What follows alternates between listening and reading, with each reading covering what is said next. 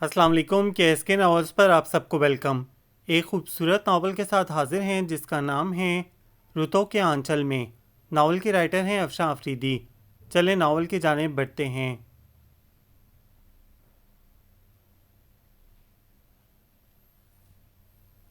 قسم خدا کی روہینہ، مجھے اس سے محبت ہو گئی ہے۔ آدھے گھنٹے میں کوئی چوتھی مرتبہ اس نے یہ جملہ ادا کیا تو کڑھائی کا فریم ایک طرف پٹک کر روہینہ نے اپنا سر پکڑ لیا۔ خدا کے لیے عمر، مجھے معاف کر دو، اگر تمہیں اس سے افلاطونی عشق ہو گیا ہے تو اس میں میرا کیا قصور؟ اس نے بے بسی سے ہاتھ جوڑے۔ مجھے تمہاری مدد کی ضرورت ہے، وہ ڈھیٹ بنا کہہ رہا تھا۔ کیسی مدد؟ اسے اپنی جان بخشی کے لیے چاروں ناچار پوچھنا ہی پڑا۔ میرے ساتھ چل کر اسے دیکھ لو ایک نظر، مل لو اور کوئی طریقہ نکالو۔ واٹ، تم اپنے حواسوں میں تو ہو؟ وہ یوں اچھلی جیسے کرنٹ لگا ہو۔ خالہ جان سے پٹنا نہیں ہے مجھے، پلیز روہینہ، تمہیں نثر کی محبت کی قسم۔ تنگ آ کر آخری حربہ آزمایا۔ بہت فضول ہو، جانتے ہو نا میری کمزوری، اسی لیے تنگ کرتے ہو۔ وہ ہار مانتے ہوئے بولی تو وہ فتح مندی سے مسکرا دیا۔ اچھا بتاؤ کہ وہ کون ہے، کیا کرتی ہے اور کہاں رہتی ہے؟ وہ متوجہ ہو گئی۔ یہ سب بھی تو پتہ کرنا ہے۔ عمر نے خجالت سے سر کھجایا۔ کیا مطلب؟ حیرانی کا حملہ پورے جا و جلال سے ہوا۔ تمہیں اب تک اس کے متعلق کچھ بھی علم نہیں اور دعویٰ کرتے ہو محبت کا؟ محبت؟ وہ گہری سانس بھر کر ہاتھوں کا تکیہ بنا کر لیٹ گیا۔ مجھے اس کی ذات سے پیار ہے روہینہ، اس کے حسب نسب نام پتے سے نہیں۔ ویسے تمہاری اطلاع کے لیے وہ ایک اسکول میں جاب کرتی ہے۔ اس نے لیٹے لیٹے مطلع کیا۔ خدا کو مانو عمر، گرلز کالج کے چکر لگاتے لگاتے تھکے نہیں کہ اب معصوم بچوں کا اسکول بھی تمہاری ذوق نظر کی زد میں آ گیا ہے؟ اس نے اسے آڑے ہاتھوں لینا اپنا فرض سمجھا۔ لہجہ طنزیہ تھا۔ وہ بھنا کر اٹھ بیٹھا۔ میں نے تمہیں لیکچر جھاڑنے کے لیے زحمت نہیں دی، سمجھی؟ اور تمہارا کیا خیال ہے، میں کیا اتنا ہی لوفر ہوں جو بچوں کے اسکولوں کے گرد منڈلاتا رہتا ہوں؟ نثر سمجھ رکھا ہے مجھے۔ انہیں کیوں گھسیٹتے ہو ہر بات میں؟ تم سے بڑے ہیں، ادب سے نام لیا کرو۔ ادب و احترام کے لیے تمہارا نکاح جو پڑھا دیا ہے ہم نے، اب میرے حصے کا ادب بھی تم ہی کر لینا۔ وہ غصے سے بولا۔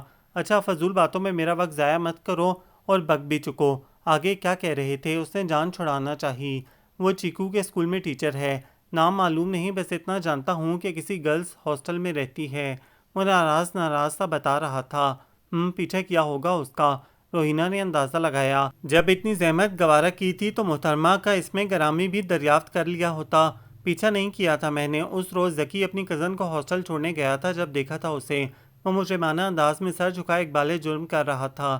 چیکو سے ہی نام پوچھا ہوتا۔ وہ پھر بولی، وہ بھی آپا کا ہی بیٹا ہے، 10 دن سے ایک ہی بات رٹا کر بھیجتا ہوں مگر ہر مرتبہ بھول جاتا ہے۔ پتہ نہیں میری قسمت میں کوئی اچھا دوست کیوں نہیں؟ جلتے بھنتے لہجے میں کہتے کہتے وہ شکوہ کرنے لگا۔ روہینہ کو اس کے انداز پر ہنسی آ گئی۔ اچھا اب یہ بتاؤ کہ میں کیا کروں؟ خالہ جان کو بتا دیں؟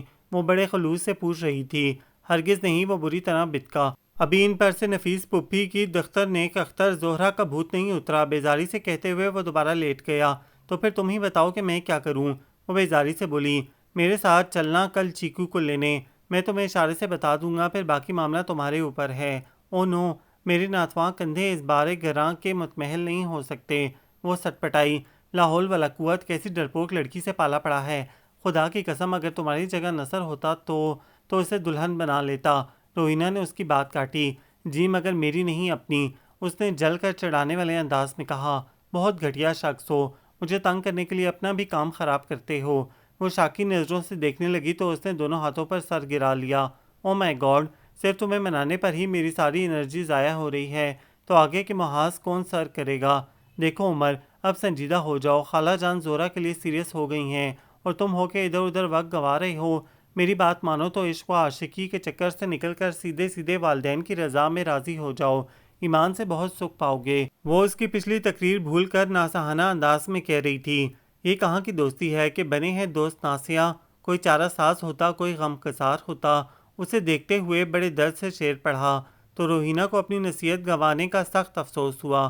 گویا تم نہیں مانو گے، میں اس کے بغیر نہیں رہ سکتا روہینہ، پلیز ٹرائی ٹو انڈرسٹینڈ۔ وہ ملتجی ہوا۔ 80% عاشق ایسے ہی کہتے ہیں، مگر جب پریکٹیکل لائف میں قدم رکھتے ہیں تو اپنی ہی جذباتیت پر کہکے لگاتے زندگی کے ہنگاموں میں گم ہو جاتے ہیں۔ محبت کرنا آسان ہے عمر، مگر نبھانا کار گراں۔ اسے کھیل مت سمجھو۔ اسے سنجیدگی اور نصیحت کا خفقان ہوا تھا آج، اور عمر اپنا سر پیٹ کر خود کو کوستا ہوا اٹھ کھڑا ہوا۔ کہاں چلے؟ نصیحت کے جواب میں خاموش روانگی روہینہ کو جلا گئی۔ خودکشی کرنے، اس نے مڑے بغیر کہا۔ او شیور، بسد شوق، آگے بڑھ کر دروازہ کھولتے ہوئے روہینہ نے چہک کر کہا تو وہ منہ بناتے ہوئے باہر نکل گیا۔ مگر دیکھو عمر، یاد رکھنا مرد کی ایک زبان ہوتی ہے، جو کہہ دیا سو کر دکھایا۔ روہینہ نے شوخی سے کہہ کر دروازہ بند کر لیا اور وہ جو مکہ بنا کر پلٹا تو دروازے سے بری طرح ٹکرایا۔ شٹ، تمہیں دیکھ لوں گا روہینہ نصر، منہ پر ہاتھ پھیر کر وہ بآواز بلند کہتے ہوئے دھڑ دھڑاتا نیچے آیا اور شمعی قسمت کے ابا کا سامنا ہو گیا۔ ذرا اور زور سے بیٹا، یہ تمہارے اپنے گھر کی سیڑھیاں ہیں، توڑ ڈالنا تمہارا حق ہے۔ ابا کا ٹھنڈا میٹھا طنز اس کو سر جھکانے پر مجبور کر گیا۔ روہینہ سے جھڑپ کے بعد ابا کا طنز سونے پر سہاگا کر گیا اور وہ جس طرح دندناتا آیا تھا اسی طرح پیر پٹکتا باہر نکل گیا۔ بیوقوف ہے، خود ہی ٹھیک ہو جائے گا، تھوڑے دنوں میں عشق کا بھوت اترے گا تو عقل اپنی پوسٹ پر واپس آ جائے گی۔ کڑھائی کا فریم اٹھاتے ہوئے روہینہ اپنے آپ سے بولی۔ حالانکہ یہ کوئی اس کا 50واں دھواں دھار عشق نہیں تھا جو روہینہ کو یقین نہ آتا، مگر اس کی لاابالی اور بے پرواہ طبیعت سے یہ توقع کرنا ہی عبث تھا کہ وہ کسی کو پسند کر سکتا ہے۔ چجائے کسی سے محبت، سو وہ یہ سوچ کر مطمئن ہو گئی کہ دوسرے جنوں کی طرح یہ سودا بھی اس کے سر میں زیادہ دیر نہیں سمائے گا۔ مگر اس کی یہ خوش فہمی اس وقت دور ہو گئی جب وہ سنجیدگی سے اسے لینے آ گیا تھا۔ چیکو کی چھٹی کا وقت ہو چکا تھا۔ اس نے ظفر بھائی کی گاڑی کی چابی اٹھائی اور روہینہ کے سر پر آ سوار ہوا۔ چلو میرے ساتھ، آج اسے دکھانا ہے تمہیں، کلائی پر گھڑی باندھتے ہوئے وہ اطمینان سے کہہ رہا تھا۔ روہینہ نے دوبارہ آنکھیں کھول کر اسے دیکھا۔ محترمہ، میں بقائمی ہوش و آواز آپ کو لینے آیا ہوں، خواب نہیں دیکھ رہی ہیں آپ؟ اس نے چڑھ کر اس کی آنکھوں کے آگے چٹکی بجائی۔ عمر، تم سنجیدہ ہو؟ اس نے گھبرا کر سوال کیا۔ چہرے کے تاثرات فیصلہ کن اور قطعیت سے بھرپور تھے۔ جانتے ہو خالہ جان ایسا ہرگز نہ ہونے دیں گی، اس نے اپنی آخری کوشش کے طور پر کہا۔ پلیز اب بھی وقت ہے، سوچ لو۔ وہ نہیں چاہتی تھی کہ عمر بعد میں عذردہ ہو۔ تمہارے سر کی قسم روہینہ، میں نے تمام عمر اتنا نہیں سوچا جتنا کہ ان چند دنوں میں سوچا ہے، مگر میرے ہر لمحے کا وہی فیصلہ ہے جو میں نے تمہیں سنایا ہے۔ عمر افندی کی زندگی میں آنے والی وہ پہلی اور آخری لڑکی ہے، وہ نہیں تو کوئی بھی نہیں۔ روہینہ تحیر سے اسے دیکھے گئی۔ اسے عمر سے اس قدر بے وقوفانہ سنجیدگی کی توقع نہ تھی۔ اس کے لہجے میں آج سے پہلے کبھی اتنی قطعیت اور سنگینی نہیں آئی تھی۔ وہ تو بس بے نیازی سے ہنسنے مسکرانے والا زندہ دل سا نوجوان تھا جس نے زندگی کی کتاب میں سنجیدگی کا کوئی ورق نہ رکھا تھا، مگر اب محبت نے کیسا سخت کر دیا تھا۔ اس کا لہجہ کتنا پرعزم تھا، اس کی آنکھیں بھی۔ اس نے چند ثانیہ اس کی آنکھوں میں دیکھا جہاں پیچھے ہٹنے کے لیے کوئی ارادہ نہ پا کر وہ چادر اوڑھ کر تیار ہو گئی۔ امی کو بتا کر نیچے آئی تو سامنے سے ہی آپا چلی آئیں۔ عمر، تم اب تک چیکو کو لینے نہیں گئے؟ اسے دیکھ کر وہ پریشان ہو گئیں۔ بس جا ہی رہا تھا، یہ ذرا روہینہ کو اپنے دوپٹے کی میچنگ کرانی تھی، اس لیے اسے بھی لینے رک گیا تھا۔ سفید جھوٹ بولتے ہوئے آرام سے بہانہ گڑا تو وہ آپا سے نظریں چرا کر رہ گئی۔ اسکول کے گیٹ سے باہر آتی املا کی طرف عمر نے اشارہ کیا تو روہینہ نگاہیں جما کر اسے دیکھنے لگی۔ کالی شال کے حصار میں لپٹا اس کا سنہری وجود واقعی چاہے جانے کے قابل تھا۔ چہرے پر سادگی اور شرافت بڑی شان سے چمک رہی تھی۔ وہ بلا ارادہ ہی اس کی طرف قدم بڑھا گئی۔ ذرا سنیے، روہینہ کے پکارنے پر وہ ٹھٹک کر رکی تو وہ خود ہی گڑبڑا گئی۔ جی فرمائیے، بڑے شستہ انداز میں پوچھنے سے اس نے اعتماد بحال کیا۔ وہ دراصل میرا مطلب ہے کہ ہمیں گرلز ہاسٹل کا راستہ معلوم کرنا ہے، کیا آپ بتا سکتی ہیں؟ بکلاٹ میں بھی وہ قدرے ٹھیک ٹھاک بات بنا گئی تھی۔ آخر کو عمر کی محبت بھی تو رنگ لائی تھی۔ جی، وہ لمحہ بھر کو چونکی پھر سنبھل کر بولی اور راستہ سمجھانے لگی۔ میری سمجھ میں نہیں آ رہا کہ کون سا موڑ موڑ کر سیدھے ہاتھ جانا ہے۔ روہینہ نے بیچارگی کی زبردست ایکٹنگ کرتے ہوئے دل ہی دل میں عمر کو کوسا۔ آپ ایسا کریں، میرے دیور کو بتا دیں پلیز، وہ سمجھ جائیں گے۔ اس نے اشارے سے ذرا فاصلے پر گاڑی سے ٹیک لگائے عمر کی طرف اشارہ کیا تو املا جھجک گئی۔ پلیز، روہینہ کے اصرار پر وہ اس کے پاس چلی آئی۔ اگر ناگوار خاطر نہ ہو تو آپ پلیز ہمارے ساتھ چل کر ہمیں راستے کی رہنمائی کر دیں۔ دراصل میں اس علاقے سے قطعی ناواقف ہوں۔ عمر نے ایڈریس سن کر بڑے اطمینان سے کہا تو املا نے مشکوک نظروں سے انہیں دیکھا، مگر اپنے ہی اسکول کے ایک بچے کو ان کے ساتھ دیکھ کر قدرے اطمینان ہوا۔ معاف کیجیے گا، میرا راستہ دوسرا ہے۔ اس نے لہجے کو خشک بنا لیا۔ تو ٹھیک ہے، میں اسی راستے سے آپ کے ساتھ چلتا ہوں۔ نہ چاہنے کے باوجود اس کے لہجے میں شوخی در آئی تھی۔ روہینہ کام بگڑتا دیکھ کر سٹپٹا گئی۔ پلیز مس، آپ ہمارے ساتھ چلیں، میں بہت ممنون ہوں گی۔ تھوڑا توقف کر کے اس نے کہا، مگر املا نے اخلاقاً بھی اپنا نام نہ بتایا۔ ہم واقعی ان راستوں سے انجان ہیں۔ بظاہر سنجیدگی مگر دانت پیستے ہوئے اس نے قہر آلود نظر عمر کے مسکراتے چہرے پر ڈال کر کہا، جو اسے مصیبت میں پھنسا کر آرام سے کھڑا تھا۔ روہینہ کے اصرار پر وہ مجبوراً ان کے ساتھ کار میں آ بیٹھی اور پھر پورے راستے روہینہ نے پہلی ملاقات پر حاصل ہونے والی تقریباً تمام معلومات حاصل کر لیں۔ جیو بھاوج، تم کہو تو یہ ڈیشنگ اور اسمارٹ ترین بندہ اپنا سر تمہارے قدموں میں رکھ دے۔ گاڑی کو گھر کے راستے پر ڈالتے ہوئے اس نے بے پناہ خوشی سے لہکتے ہوئے کہا تو وہ منہ بنا کر رہ گئی۔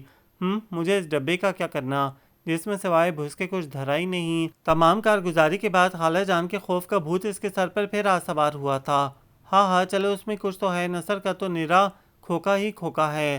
وہ زندہ دلی سے اونچی آواز میں کہکا لگا کر ہنسا تو 4 سالہ چیکو سوتے سے اٹھ گیا۔ اسے گاڑی میں ہی نیند آ جاتی تھی۔ کم از کم ہنسنے کا تو سلیقہ سیکھ لو عمر۔ اس نے خفگی سے اسے دیکھا۔ آج تمہاری خاطر مجھے کتنے جھوٹ بولنے پڑے، وہ تعصب سے کہہ رہی تھی۔ تو تمہیں کون سا جنت میں جانا ہے؟ وہ اس کی قہر آلود نظروں کی پرواہ نہ کرتے ہوئے ہنسا۔ چلو میں سفارش کر کے معاف کروا دوں گا، اس نے بہلایا۔ ہاں ایسے ہی تو اللہ کے نیک اور مقرب بندے ہونا، وہ جل کر بولی۔ بس اللہ کا کرم ہے، اس نے سعادت مندی سے سر جھکایا۔ اچھا یہ بتاؤ تمہیں کیسی لگی وہ؟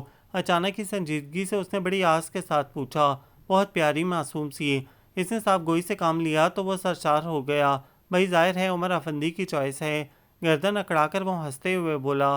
روہینہ اسے دیکھ کر رہ گئی۔ کتنا خوش نظر آ رہا تھا وہ، محبتوں کی سچائی سرور بن کر پورے وجود کو محصور کیے ہوئے تھی۔ وہ اسے سدا خوش رہنے کی دعا دے کر رہ گئی۔ سچا عشق، اور وہ بھی 21ویں صدی کی اس کمپیوٹر ایج میں امپاسبل۔ ذکی نے اس کا حال دل سن کر اتنے یقین سے کہا کہ وہ ایک لمحے کے لیے چپ کا چپ رہ گیا۔ بھائی ہم اور تم کمپیوٹر سے کھیلنے والے بندے ہیں، اور کمپیوٹر کی بورڈ پر محبت کی دھن نہیں بجائی جا سکتی۔ چائے کا کپ میز پر رکھ کر اس نے اپنا فلسفہ جھاڑا۔ اور یوں بھی تم جیسا شخص تو عشق کا کوہ گراں سر کر ہی نہیں سکتا۔ پہلے ہی قدم پر تھک جانے والوں میں سے ہو تم۔ یہ الجبرا کا سوال نہیں کہ اتنی آسانی سے حل ہو جائے، پوری جان مارنی پڑتی ہے، خون دل سے چراغ جلانے پڑتے ہیں، تب کہیں جا کر عشق کی پرپیچ اور اندھیری وادی میں منزل کا سراغ مل پاتا ہے۔ اسے خاموش پا کر وہ دوبارہ شروع ہو چکا تھا، اور وہ بھی صرف سراغ۔ منزل کسے ملتی ہے کون جانے، وہ قطعی مایوس لگ رہا تھا۔ ویسے تم ہو بہت فضول، اگر میں نہ پوچھتا تو بتاتے بھی نہیں کہ آج کل کس جہاں کی سیر میں گم ہو، ذکی نے شکوہ کیا۔ نتیجہ معلوم تھا نا، اس لیے وہ اس کے لیکچر سے بیزار ہو کر بولا۔ مگر یار یہ سب کچھ ہوا کیسے؟ کہاں تم، کہاں یہ مقام؟ اللہ اللہ، وہ جھوم کر کہہ رہا تھا۔ پتہ نہیں، اپنی کتاب زیست میں تو اس نام کا کوئی باب ہی نہ تھا۔ پھر اچانک جانے کیا ہوا، وہ خود ہی ہنسا تھا۔ مگر اب جو کچھ ہے وہ سچ ہے، وہ ٹھوس لہجے میں میز پر ہاتھ مار کر بولا تو ذکی قدرے متاثر ہوا۔ پر یار اس چکر سے نکل آنا ہی بہتر ہے۔ تم نے وہ شعر سنا ہے کہ پھر اس کے بعد نصیب ہوتے ہیں رت جگے، آنکھ جب آشنائے خواب ہوتی ہے؟ اور اس سے پہلے کہ ذکی مزید کوئی تلقین کرتا، عمر نے آگے بڑھ کر اس کے منہ پر ہاتھ رکھ دیا۔ خدا کی قسم مجھے معلوم ہوتا کہ اپنی اس فطری خواہش کے اظہار سے میں اپنے تمام دوست گوا بیٹھوں گا تو کبھی بھی نہ بتاتا تم سب کو، وہ سنجیدگی سے شکوہ کرنے لگا۔ گھر میں روہینہ اور یہاں تم، بس اب مجھے کچھ نہیں سننا، میں جا رہا ہوں۔ وہ اٹھ کھڑا ہوا۔ اوفو عمر یار ناراض کیوں ہوتے ہو؟ چلو کوئی حل سوچتے ہیں، وہ محبت سے اس کے گلے میں باہیں ڈالتے ہوئے بولا اور زبردستی اسے بٹھا لیا۔ ساری تفصیل معلوم کرنے کے بعد اپنی کزن کے توسط سے مزید معلومات کا وعدہ بھی کر لیا تو وہ خوش ہو کر گھر آ گیا۔ اماں اسے دیکھ کر آج کل بہت خوش تھیں کہ ان کا لاڈلا اب قدرے سنجیدہ ہو گیا ہے۔ چیکو کو وقت پر لانا اور لے جانا اپنی ذمہ داری بنا لی تھی، ورنہ تو آپا منتیں ہی کرتی رہتی اور وہ ہاتھ نہ آتا۔ روہینہ اور مونا سے خفیہ میٹنگ چل رہی تھیں، وہ 1000 بار پوچھتی مگر ٹال جاتا۔ اس کی خوشی کا سراغ حاصل کرنا چاہتی مگر وہ کمال خوبصورتی سے چھپا لیتا۔ جانتا تھا کہ آج کل اماں صرف اس کی تعلیم ختم ہونے کا انتظار کر رہی ہیں۔ دوسری طرف زورا بھی BA میں پڑھ رہی تھی، ورنہ تو وہ جانے کب کا نکاح پڑھا چکی ہوتی۔ اس لیے املا سے باقاعدہ ملے بغیر وہ اماں کو کچھ بتانا نہیں چاہتا تھا۔ چیکو کو واپسی پر لینے کے بعد وہ کتنی دیر اس کا انتظار کرتا اور جب وہ باہر آ جاتی تو اسے دیکھ کر گاڑی اپنے راستے ڈال لیتا۔ شروع میں تو املا کو اندازہ ہی نہ ہوا مگر جلد ہی اس کی ISP نے خطرے کی گھنٹی بجا دی۔ گو کہ وہ اسے مخاطب نہ کرتا نہ ہی راہ روکتا مگر اس کی خاموش نگاہیں اس کے لیے محض انتظار رہتی، اور جب وہ آ جاتی تو نہ جانے کتنی روشنیاں اس کی آنکھوں میں جل اٹھتیں۔ عورت اپنی اوپر اٹھنے والی ہر نگاہ کو پہچان لیتی ہے۔ اس کے اندر کا دفاعی سسٹم اس قدر محتاط ہے کہ وہ دور 7 سمندر پار بیٹھنے والے شخص کی سوچ تک رسائی رکھ سکتی ہے۔ عمر تو پھر ایک کھلی کتاب کی مانند تھا۔ سراپا راز تو خود وہ تھی، اسے دیکھ کر چادر کھینچ کر ماتھے تک لے آتی اور چپ چاپ اپنی راہ چل دیتی تو بڑا دل فریب تبسم عمر کے لبوں کا حصار کر لیتا۔ السلام علیکم اماں۔ سلام چچی جان۔ شام کو وہ گھر آیا تو چچی جان کو مونا اور روہینہ سمیت نیچے پایا۔ وعلیکم السلام، جیتے رہو۔ چچی جان نے اس کا کندھا تھپتھپاتے ہوئے دعا دی۔ خوش رہنے کی دعا دیں چچی جان، خوش رہنے کی۔ وہ پیر پھیلا کر بیٹھتے ہوئے بیزاری سے بولا، اے ہے تمہیں ایسا کیا روگ ہے خدا نخواستہ جو یوں کہہ رہے ہو؟ اماں حسب توقع دہل گئیں۔ کیا بتاؤں اماں کہ کیا روگ ہے؟ سچ مانے تو جوگ لے لینے کو جی چاہتا ہے۔ اس نے اماں کے پاؤں پکڑ لیے اور زیر لب مسکرا دیا، دیکھو عمر میرا دل نہ دہلایا کرو۔ اماں واقعی پریشان ہو گئیں۔ ارے چھوڑیں خالہ جان، تنگ کر رہے ہیں آپ کو۔ مونا نے فوراً کہا تو وہ اس کی طرف گھوما۔ تم بڑوں کو سلام نہیں کرتی؟ کب سے آیا بیٹھا ہوں، نہ سلام نہ دعا، چائے تک کو نہ پوچھا۔ وہ بگڑا، ہم آپ کے گھر آئے ہیں، آپ چائے پلائیں، اور یوں بھی اندر آنے والے کو سلام کرنا چاہیے۔ آپ نے کیا نہیں، ہم نے جواب نہیں دیا۔ مونا نے شانے اچکائے۔ دیکھ لیں چچی جان کیسی دھار رکھی ہوئی ہے اس نے اپنی زبان کی۔ اس نے چچی کو متوجہ کیا تو حسب معمول مونا کو بے بھاؤ کی سننے کو ملی۔ روہینہ مسکرانے لگی، چلو اوپر چلتے ہیں، پھر تم دونوں مجھے چائے پلانا۔ مونا کو ڈانٹ پڑوانے کے بعد پروگرام سیٹ کیا، ہرگز نہیں، پہلے آپ ہماری خاطر مدارت کریں۔ مونا نے ضدی لہجے میں کہا، اوہ ایسی ہی تو لیڈی آف ٹرائی ہونا۔ وہ ہنسا، اماں آپ بھی سارا دن کیا مجمع لگائے رکھتی ہیں، ان کٹ کھنی بلیوں کو اوپر ہی رہنے دیا کریں، جب دیکھو دھرنا مارے بیٹھی ہوتی ہیں۔ ان کے گھر کا راشن تو 2 ماہ آرام سے چل جاتا ہوگا، اور یہاں 15 دن ہی میں صفا چڑھ۔ چل ہٹ، فضول باتیں نہ بنایا کر، ان کا اپنا گھر ہے، آئیں یا جائیں تجھے کیا؟ اماں نے ڈپٹا تو مونا ادھار چکنے پر خوشدلی سے ہنسی، چھوڑیں بھابھی بہنوں کو چھیڑ رہا ہے، چچی جان نے پاندان کھولتے ہوئے کہا۔ مونا نے اس کے کان میں سرگوشی کی، کم از کم بہنوں کو تو نہ چھیڑیں۔ تو وہ اس کی طرف متوجہ ہوا، بڑی بھابھی اور آپا کہاں ہیں؟ ادھر ادھر دیکھتے ہوئے اس نے پوچھا، بچوں کی نگہدار سے متعلق پروگرام دیکھ رہی ہیں۔ ویسے یار یہ دونوں کتنی بور ہیں نا، سارا دن بچوں کے پیچھے ہلکان رہتی ہیں۔ وہ ان دونوں پر ہنسا۔ مونا چائے بنانے گئی تو وہ دونوں اس کے پیچھے ہی کچن میں آ گئے۔ یہ تم نے کیا مجنوں والا حلیہ بنا رکھا ہے عمر؟ اماں اور چچی جان کی پہنچ سے دور ہوتے ہی روہینہ نے سوال داغا۔ مجنوں؟ وہ حیران ہوا، کیوں مجھے کیا ہوا ہے؟ کتنے دن سے آئینہ نہیں دیکھا ہے، لگتا ہے ٹپیکل عاشق بنتے جا رہے ہو۔ اس نے اس کے بے ترتیب حلیے پر چوٹ کی۔ بس یار تمہیں کیا کہوں کہ کیا ہے، شب غم بری بلا ہے۔ دروازے سے لگتے ہوئے بڑے درد سے بولا، میں نے پہلے ہی کہا تھا بچے کہ اپنی تعلیم پر توجہ دو، مت پڑو عشق کے عذابوں میں، زندگی کانٹوں پہ ان کی کٹتی ہے، پھول رکھتے ہیں کتابوں میں۔ وہ بزرگانہ انداز سے بولی، اچھا شعر ہے، ویسے اس کا مطلب کیا ہے؟ اس نے معصومیت سے پوچھا۔ تمہارا سر؟ وہ تل ملا کر بولی، چکنا گھڑا تھا وہ بھی۔ مونا چائے کی پتی ڈالتے ہوئے ہنس پڑی، اچھا پلیز بتاؤ نا کیا کہہ رہی تھی؟ اسے چھیڑ کر پھر پوچھ بیٹھا، مگر وہ بھی آج نصیحت کے قطعی موڈ میں تھی، اس لیے پھر شروع ہو گئی، یہ راہ عشق بڑی خطرناک ہے عمر، تمہارے جیسے لوگ بھٹک جاتے ہیں، پھر زندگی صرف سراب اور عذاب کی صورت بن کر رہ جاتی ہے۔ تمہیں بڑا تجربہ ہے، اس نے مشکوک انداز میں بات کاٹی۔ بکو مت، ضروری نہیں کہ انسان تجربے سے ہی سیکھے، مشاہدے سے بھی عبرت حاصل کی جا سکتی ہے۔ وہ جھنجھلائی، تو پھر تم نے تو یقیناً نثر سے ہی عبرت حاصل کی ہوگی۔ اس نے سر ہلاتے ہوئے بہت آرام سے کہا، دفع ہو میری طرف سے، بھلے کنویں میں چھلانگ لگاؤ یا پہاڑ سے گرو۔ وہ اسے دھکیلتے ہوئے بولی، تمہیں قطعی دکھ نہ ہوگا بھاوج؟ اس نے بڑی آس سے پوچھا۔ بالکل بھی نہیں، اس نے بے تردید سے جواب دیا تو وہ دل جلانے والے انداز میں ہنس پڑا۔ ویسے عمر بھائی آپ بہت جذباتی ہیں۔ مونا ان کی نوک جھونک سے محظوظ ہوتے ہوئے چائے بنا چکی تھی، مگ پکڑا کر اظہار خیال کیا، اور جذبات میں کیے گئے فیصلے اکثر نقصان کا باعث ہوتے ہیں، آپ بھی ذرا عقل سے کام لیں۔ تائی جان نے نفیس پھپھو کی بیٹی زہرہ کے لیے عزم مصمم کر لیا ہے، تو ضروری نہیں کہ میں اماں کی بات مان بھی لوں، یوں بھی زندگی میری ہے اور مجھے ایک ہی بار ملی ہے، میں اسے یوں تو نہیں گنوا سکتا۔ وہ اطمینان سے بولا تو ان دونوں بہنوں کے چہرے پر پریشانی اور حیرت کے ملے جلے تاثرات ابھر آئے۔ تم لوگ اماں کو منع کر دینا، بلکہ میں خود ہی کہہ دوں گا۔ ظفر بھائی کی شادی بڑے ماموں کی بیٹی سے اماں نے اپنی خوشی سے کی، نصر کا نکاح روہینہ بیگم سے اماں کی رضا اور اس کی محبت سے ہوا۔ اب رہ گیا میں، تو اس مرتبہ اماں کو میری خوشی کا احترام کرنا پڑے گا، یوں بھی میں ان کا لاڈلا سپوت ہوں۔ چند دنوں میں ایم ایس سی کا فائنل امتحان دے دوں گا، پھر اپنے پیروں پر کھڑا ہو جاؤں گا، مجھے یقین ہے اماں میری بات ٹالیں گی نہیں۔ وہ بڑے اعتماد سے بولا، ویسے بھی ہم نے خاندان کا کچرا سمیٹنے کا ٹھیکہ نہیں لے رکھا۔ اس نے شرارت سے اپنی بات سنتی ہوئی روہینہ کو دیکھا تو وہ غصے میں پیر پٹکتی باہر نکل گئی۔ اب کیا کروں؟ اس نے بڑی بے چارگی سے مونا کو دیکھا، پیر پکڑنے جا کر مشورہ دے کر وہ بھی دروازے کی طرف بڑھ گئی تو وہ پیچھے ہی چلا آیا۔ کئی دنوں سے وہ اسکول نہیں آ رہی تھی۔ چیکو کو اسکول لینے جاتا تو گھنٹہ بھر انتظار کے بعد بھی وہی نامرادی ہاتھ آتی۔ چیکو سے پوچھا تو اس نے معصومیت سے لا علمی کا اظہار کر دیا۔ اس شام بھی وہ اسے ہی سوچتے ہوئے بھابھی کو ان کی امی کے یہاں چھوڑ کر آ رہا تھا کہ راستے میں ہی بس اسٹاپ پر وہ کھڑی نظر آئی۔ مغرب کا وقت ہو چلا تھا، دھیرے دھیرے اندھیرا ہر شے کو اپنی لپیٹ میں لے رہا تھا۔ اس نے قریب لا کر کار روک لی۔ وہ نہ جانے کس خیال میں گم تھی۔ بریک لگنے پر بری طرح چونکی۔ لمبے بھر کے لیے شناسائی کی بجلی اس کی نگاہوں میں کوندی، پھر وہی ازلی اجنبیت۔ آئیے میں آپ کو ڈراپ کر دوں، عمر نے سنجیدگی سے کہا تو وہ ایک قدم پیچھے ہٹ گئی۔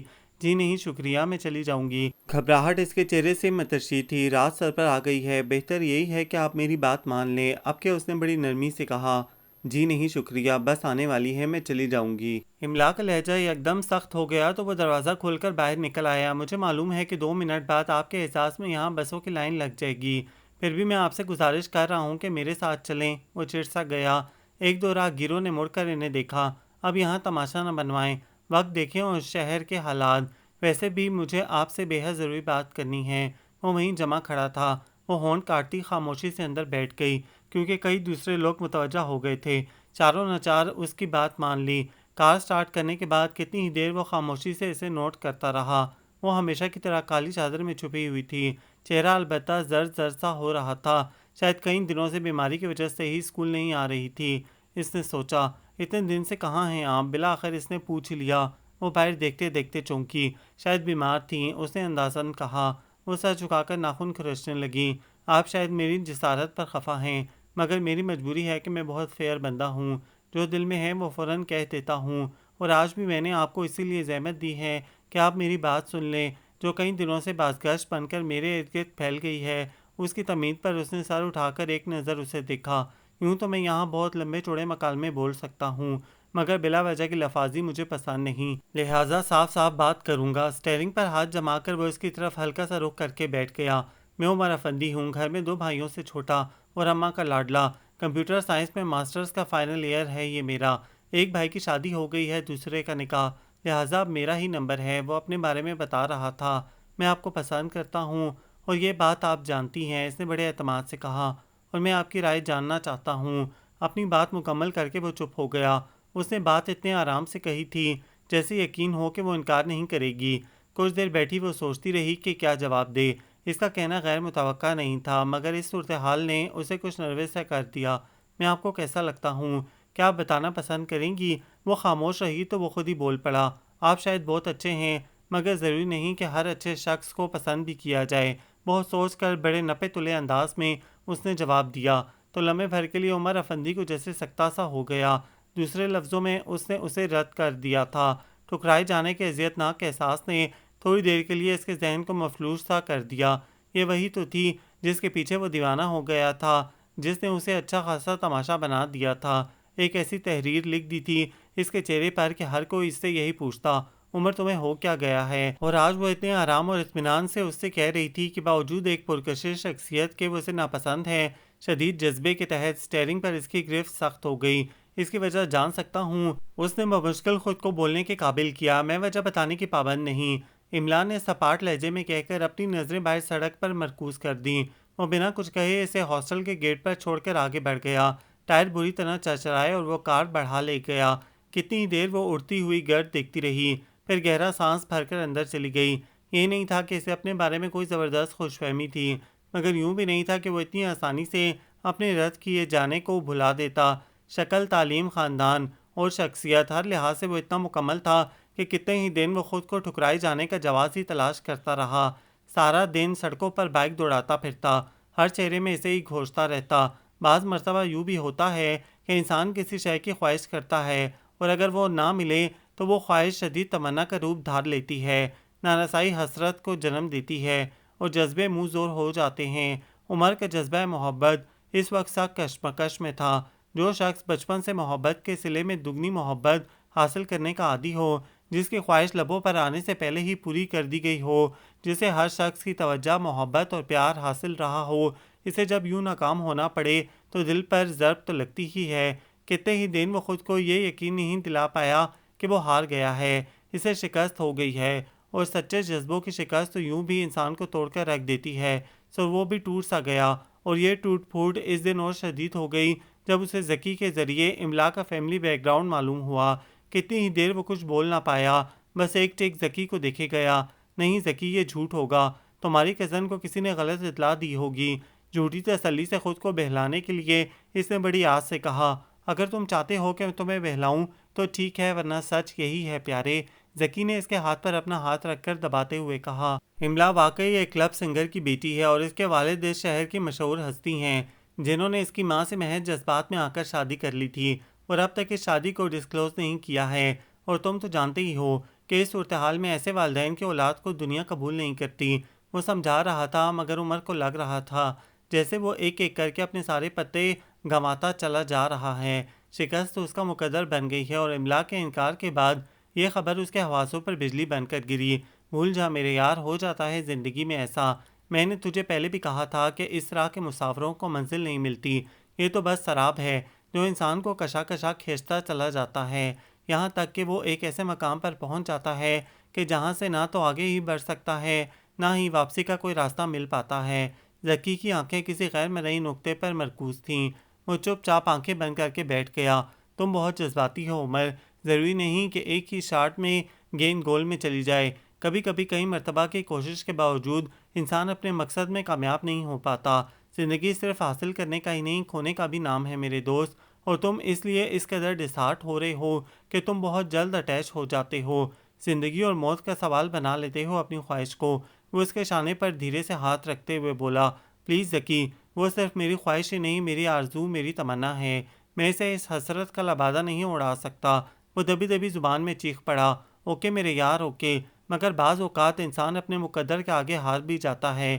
پھر تم یہ بھی تو سوچو کہ وہ خود تمہیں انکار کر چکی ہے، اس پر اس کا فیملی بیک گراؤنڈ آنٹی کو ہرگز قبول نہ ہوگا۔ تم دو محاذوں پر کس طرح لڑ سکتے ہو؟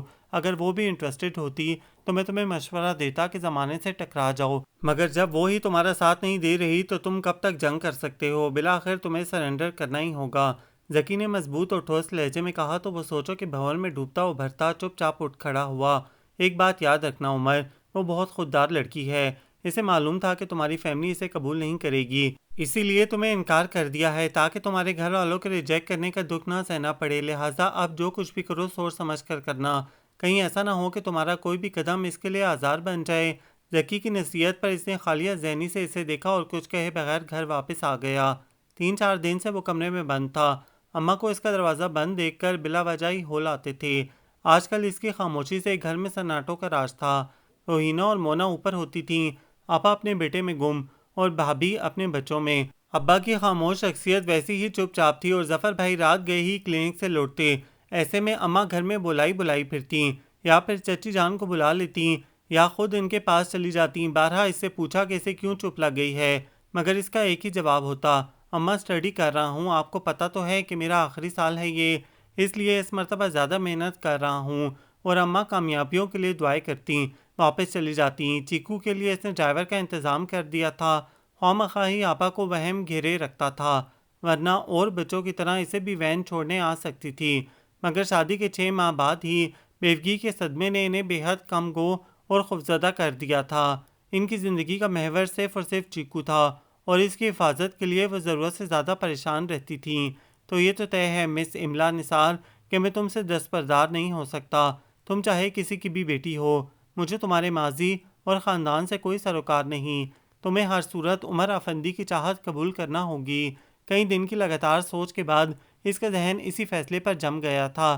ضدی تو وہ بچپن سے تھا، اس پر اماں کے لاڈ اور ہر خواہش پوری کرنے کی عادت نے اسے خود سر بنا دیا تھا۔ جو چیز چاہی حاصل کر لی، جسے پسند کیا اسے پا لیا، مگر اب مسئلہ کسی بے جان چیز کا نہیں تھا کہ ابا یا اماں اسے اس کی جھولی میں لا ڈالتے، بلکہ اب تو اماں ہی صحیح معنوں میں اس کی حریف تھیں۔ اسے معلوم تھا کہ خاندان میں زہرہ کے علاوہ بھی جس لڑکی کا وہ نام لیتا اماں اسے بہو بنا لیتی، مگر خاندان سے باہر، اور وہ بھی پیشہ ور گلوکارہ کی بیٹی سے رشتہ جوڑنے کو وہ ہرگز راضی نہ ہوں گی۔ کیا ہوا کہ اس کا باپ ایک خاندانی شخص تھا، مگر ماں تو سوسائٹی کی نظر میں بری ہی تھی، اور اماں جیسے لوگ حسب نسب پہ جان دے دیتے ہیں، ان کے لیے کوئی بھی عذر قابل قبول نہ ہوتا۔ مگر اس وقت سب سے اہم مسئلہ املا کی رضامندی کا تھا، اور ابھی وہ اسی نہج پر سوچ رہا تھا کہ دھڑ سے دروازہ کھلا اور روہینہ غصے میں بھری اندر چلی آئی۔ کہاں غائب ہو تم اتنے دنوں سے؟ دونوں ہاتھ کمر پر رکھ کر باقاعدہ لڑائی کرنے کے موڈ میں تھی شاید۔ وہ اسے دیکھ کر مسکرا دیا، بس یہی ہوں تمہارے ارد گرد، نگاہ تو ڈالو۔ بجھے سے لہجے میں بولا تو وہ بغور اسے دیکھنے لگی۔ سارا غصہ بھگ سے اڑ گیا، وہ کچھ متفکر سی ہو گئی۔ کیا آج بہت اچھا لگ رہا ہوں؟ اس نے زبردستی کی مسکراہٹ لبوں پر سجا لی۔ پہلا دکھ تھا، اسی لیے چھپانا مشکل ہو رہا تھا۔ اچھے تو تم ہو ہی، وہ کھوئے کھوئے انداز میں کہتی کرسی پر ٹک گئی۔ کاش کہ ایسا ہوتا تو وہ مجھے یوں نہ ٹھکراتی۔ تھکے تھکے انداز میں کہتا روہینہ کو وہ بہت بکھرا ہوا لگا۔ کیا ہوا ہے عمر، تم اتنے پریشان کیوں ہو؟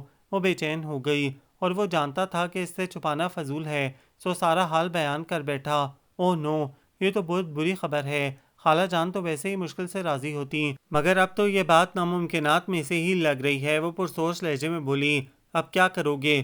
وہ واقعی ہراساں ہو گئی۔ عمر کی ضدی طبیعت سے وہ واقف تھی اور اماں کی اصول پرستی بھی جانتی تھی۔ اس سارے قصے کا کیا انجام ہوگا؟ کچھ نہ کچھ تو کرنا ہی ہوگا مجھے۔ وہ پرعزم لہجے میں کہتا اٹھ کھڑا ہوا تو وہ بھی سر جھکا کر کمرے سے نکل آئی۔ ایک حرف تسلی بھی نہ دے سکی اسے، جانتی تھی کہ اس کا کوئی فائدہ بھی نہیں ہے، سوائے دعا کہ وہ کچھ کر بھی نہیں سکتی تھی۔ شام کو وہ برآمدے میں آ کر بیٹھ گیا۔ سامنے ہی تخت پر اماں پاندان کھولے بیٹھی تھیں۔ اسے خاموش بیٹھے دیکھا تو پکار بیٹھی، عمر ادھر آ میرے پاس۔ محبتوں کے شہد میں گھلا لہجہ اس کی کمزوری تھا۔ وہ خاموشی سے اٹھ کر تخت پر آ بیٹھا۔ کیا بات ہے میرے چاند، آج کل تجھے کیا ہو گیا ہے؟ اماں نے دھیرے سے اس کے سر پر ہاتھ پھیرا۔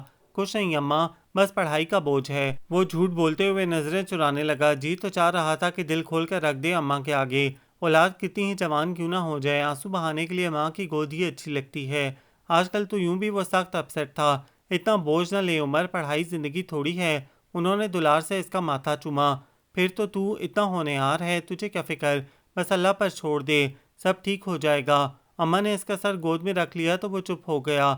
اماں کی نحیف انگلیاں اس کے بالوں میں گردش کرنے لگیں۔ اماں، یکدم اس نے سر اٹھایا۔ کنول کیچڑ میں کیوں کھلتا ہے اماں؟ اس کا سوال عجیب سا تھا۔ اماں ایک لمحے کے لیے اسے دیکھتی رہ گئیں۔ یہ قدرت خداوندی ہے بیٹا کہ سفید اجلا اور پاکیزہ پھول کیچڑ میں بھی کھل سکتا ہے۔ وہ اپنی دانست میں بہت پتے کی بات کہہ رہی تھی۔ وہ اماں کی معصومیت پر دل ہی دل میں مسکرا دیا۔ پھر لوگ اسے برا کیوں سمجھتے ہیں؟ اسے گلے کا ہار یا بالوں کا گجرا کیوں نہیں بناتے؟ اماں اس کے سوال پر پریشان ہو گئیں۔ یہ آج تو کیسے سوال کر رہا ہے بیٹا؟ پلیز اماں بتائیں نا۔ اس نے اماں کی بات نظر انداز کر کے ہٹیلے لہجے میں کہا، یہ انسانوں کی کوتاہ نظری ہے بیٹا، ورنہ پھول تو پھول ہے، کہیں بھی کھلے۔ انہوں نے آہستگی سے کہا، اماں ایک بات کہوں؟ وہ ایک ثانیے کے لیے چپ ہوا، پھر بول پڑا، اگر میں آپ سے کوئی ایسی چیز مانگوں جو آپ پسند نہ کرتی ہوں تو میری خوشی کے لیے کیا آپ مجھے دے دیں گی؟ وہ بہت آس سے پوچھ رہا تھا۔ بالکل بیٹا، ماں اپنی خوشی کو اولاد کی خوشی پر قربان کر سکتی ہے، انہوں نے بے ساختہ کہا۔ تو پھر مجھے وہ کنول چاہیے اماں جو کیچڑ میں کھلا ہے۔ سرخ ہوتی آنکھوں سے اماں کو دیکھتے ہوئے اس نے دونوں ہاتھ ان کے گھٹنوں پر رکھ دیے۔ عمر، تو آج یہ کیسی بہکی بہکی سی باتیں کر رہا ہے میرے چاند؟ وہ گھبرا گئیں۔ انوکھا لاڈلا انوکھی خواہش کر رہا تھا۔ یہ تیری کیسی خواہش ہے بیٹا؟ سب قصور آپ کا ہے اماں، کیوں میری ہر بات مانی، میری ہر تمنا پوری کی، مجھے اس قدر نازک مزاج بنا دیا ہے کہ خلاف مزاج کوئی بات برداشت نہیں ہوتی۔ جو چاہا اسے حاصل کرنے کی عادت اتنی پڑ گئی ہے کہ نارسائی کے تصور سے ہی پاگل ہونے لگتا ہوں۔ کیوں اماں کیوں؟ آپ نے مجھے کیوں نہ بتایا کہ ہر چیز انسان کے اختیار میں نہیں ہوتی؟ اماں کے گھٹنے جھنجھوڑ کر بولتے ہوئے وہ ہوش میں نہیں لگ رہا تھا اور اماں ششدر بیٹھی تھیں۔ اس نے تھک کر ان کی گود میں سر رکھ دیا۔ عمر میرے چاند، اماں نے پکارا تو وہ ایک جھٹکے سے کھڑا ہوا اور لمبے لمبے ڈگ بھرتا گھر سے نکل گیا۔ وہ آوازیں دیتی رہیں مگر اس نے مڑ کر نہ دیکھا۔ عجیب وحشت سی آسمائی تھی۔ دل میں پوری دنیا کو زیر و زبر کر دینے کو دل چاہتا تھا۔ کچھ کھو دینے کا احساس شاید اتنا ہی اذیتناک اور کرب انگیز ہوتا ہے کہ انسان اپنے قابو میں نہیں رہتا۔ رات تک وہ یوں ہی سڑکیں ناپتا رہا اور گھر میں اماں کی تسبیح کی گردش میں تیزی آ گئی تھی۔ جب وہ لوٹا تو وہ اسے وہیں ملی جہاں چھوڑ گیا تھا۔ عمر، مجھے یوں ہلکان نہ کیا کر میرے بیٹے، کہاں تھا تو اتنی دیر سے؟ وہ آنکھوں میں نمی لیے پوچھ رہی تھی۔ کہیں نہیں اماں، بس ذرا ذکی کے ساتھ باتوں میں لگ گیا تھا۔ وہ نظریں چرا کر بولا، مگر اماں کے دل کو یقین نہ آیا۔ ماں تو اولاد کی نگاہوں کے زاویوں سے دل کی بات پا جاتی ہے۔ عمر تو یوں بھی بالکل شفاف آئینے کی طرح تھا ان کے لیے۔ اس کے دکھ سکھ چہرے پر تحریر نظر آتے تھے انہیں، بلا کہے ہی جان لیتی تھیں اس کے دل کی باتیں۔ پھر اب کیوں نہ جان پاتی؟ پوری زندگی میں پہلی مرتبہ ہی تو اسے اس قدر بے چین دیکھا تھا۔ پھر پوری رات انہوں نے سوچ کر گزاری اور طے کر لیا کہ وہ اس کی جلد ہی شادی کر دیں گی۔ ذمہ داری پڑے گی تو خود ہی ٹھیک ہو جائے گا۔ نصر بھی آنے والا تھا، اس کی رخصتی سے پہلے عمر کا نکاح بھی کر دیں گی تاکہ ایک ساتھ ہی دونوں کی دلہنیں رخصت کرا لائیں۔ اپنے پروگرام سے مطمئن ہو کر وہ عمر کی طرف سے بھی پرسکون ہو گئیں، کیونکہ ان کے خیال میں وہ اب خود کو تنہا محسوس کرنے لگا تھا اور اس کا علاج انہوں نے سوچ لیا تھا۔ فائنل سیمسٹر کی ڈیٹ آ گئی تو وہ دل ہی دل میں حالات کو اپنی مرضی کے مطابق بنانے کا عزم کر کے سنجیدگی سے پڑھائی میں جت گیا۔ اماں اسے پڑھتا دیکھ کر مطمئن ہو چکی تھیں، البتہ روحینہ اور مونا اسے دیکھ دیکھ کر ہلتیں، جانے اس کی خاموشی کس طوفان کا پیش خیمہ ہو، مگر وہ اب اپنی پرانی جون میں آ چکا تھا، ہنستا مسکراتا اور ان دونوں کو تنگ کرتا، اماں سے اپنے لاڈ اٹھواتا رہتا، البتہ سطر سطر بس ایک ہی چہرہ جگمگاتا رہتا۔ امتحان ختم ہوئے تو نصر کی واپسی کا ٹیلی گرام اسے خوش کر گیا اور وہ سب کچھ بھول بھال کر روحینہ کے سر ہو گیا۔ زیادہ تر وقت اسے ہی ستانے اور زجر کرنے میں گزرنے لگا۔ وقت مقررہ پر نصر گھر آیا تو گویا زندگی سے بھرپور ہنگامے ساتھ لے آیا۔ عمر تم بہت کمزور ہو گئے ہو یار، اسے خود سے علیحدہ کرتے ہوئے نصر متفکر لہجے میں بولا۔ ہرگز نہیں، وہ خوش دلی سے ہنسا۔ عمر زندگی کے کسی مرحلے پر بھی کمزور نہیں پڑا اور نہ ہی ایسا ہوگا۔ روحینہ اور مونا کی طرف دیکھ کر اس نے معنی خیزی سے کہا۔ وہ دونوں بات کی تہہ تک پہنچ کر خوفزدہ ہو گئیں، جبکہ اماں نے بڑے دل سے انشاءاللہ کہا۔ سچ اماں، اگر آپ کی دعا رہی تو واقعی ایسا کبھی نہ ہوگا۔ اماں کے دونوں ہاتھ تھام کر اس نے اتنے یقین سے کہا کہ باقی سب لوگ مسکرا اٹھے۔ دن بہت خوشگوار انداز میں گزرنے لگے۔ نصر کے آنے سے گھر کے سناٹوں کو رخصت مل گئی تھی۔ روحینہ تو نیچے نہ آتی، البتہ مونا آ جاتی تو خوب ہی رونق لگتی۔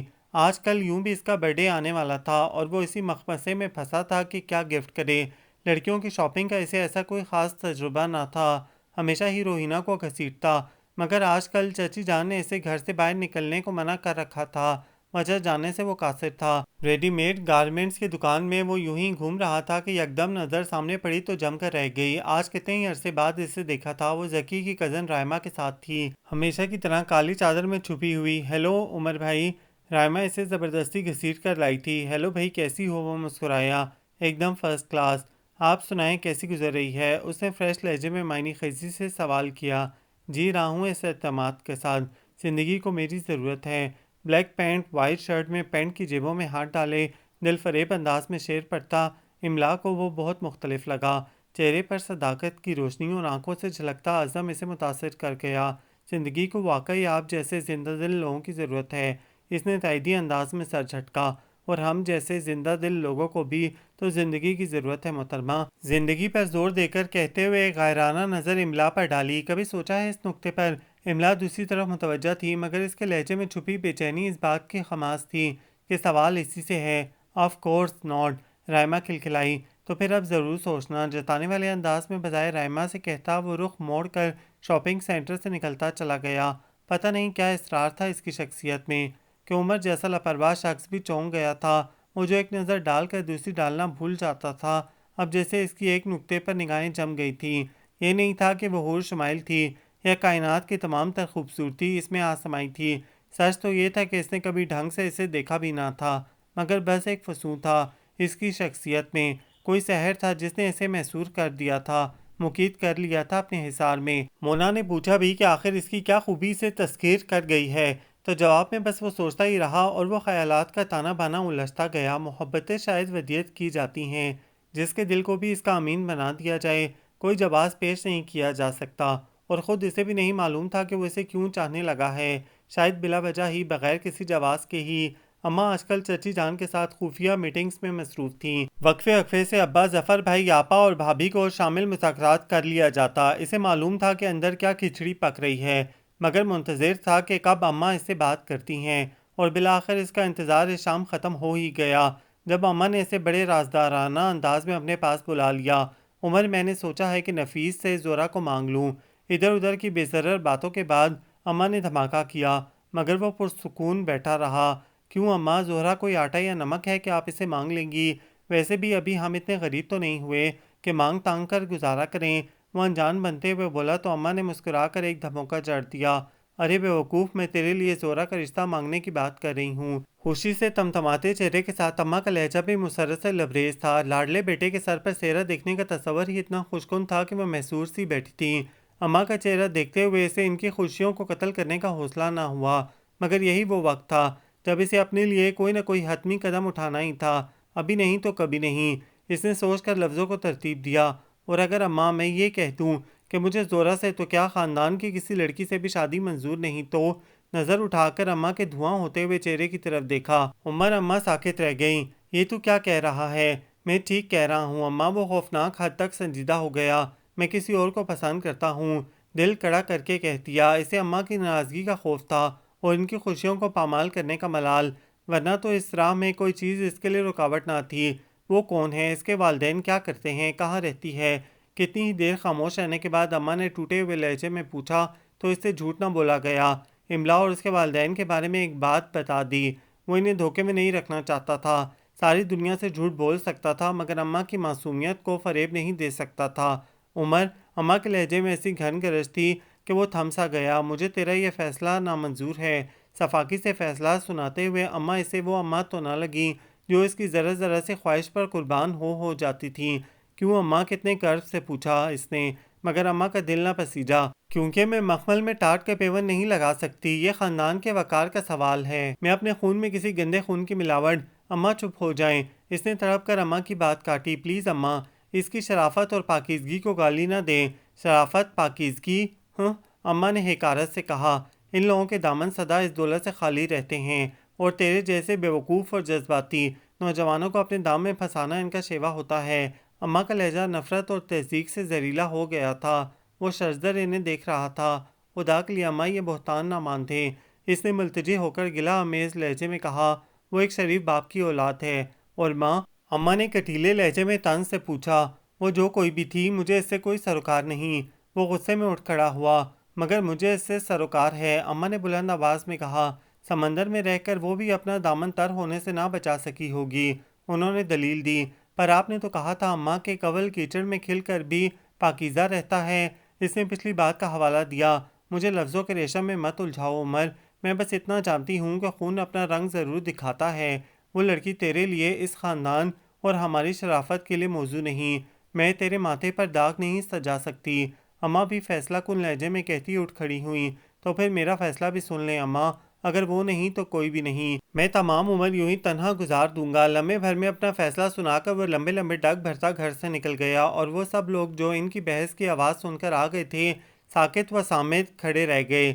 اماں اور اس کی کشیدگی کے باعث گھر کا ماحول تناؤ کا شکار ہو گیا تھا۔ یوں تو وہ ہمیشہ اپنی بات منوانے کے لیے ناراض ہوا ہی کرتا تھا، مگر اس مرتبہ بات ایک کی انا اور ایک کی محبت کی تھی۔ اماں کا جاو جلال پہلی مرتبہ عمر کی ضد کے مد مقابل تھا اور وہ پوری طرح اس سے ناراض تھیں۔ ان کی خفگی کا ذائقہ پہلی بار ہی چکھا تھا اس نے، اس لیے ان کا روٹنا برداشت نہیں ہو رہا تھا، لیکن اپنے موقف سے ہٹنے کا کوئی معقول جواز بھی نہ تھا۔ ایک طرف تو اماں کو منانا چاہتا تھا، دوسری طرف اپنی بات بھی منوانے کا جنون سر چڑھ کر بول رہا تھا۔ عجیب بات تھی، جب بائک لینے کی خواہش کے اظہار پر اماں نے صاف منع کر دیا تھا تو اس نے پورے 2 دن اماں سے بات نہیں کی تھی اور تیسرے ہی دن اماں نے اجازت دے دی تھی، مگر اب پورا ایک ہفتہ گزر گیا تھا اور دونوں میں سے کسی نے خاموشی کو توڑنے میں پہل نہیں کی تھی۔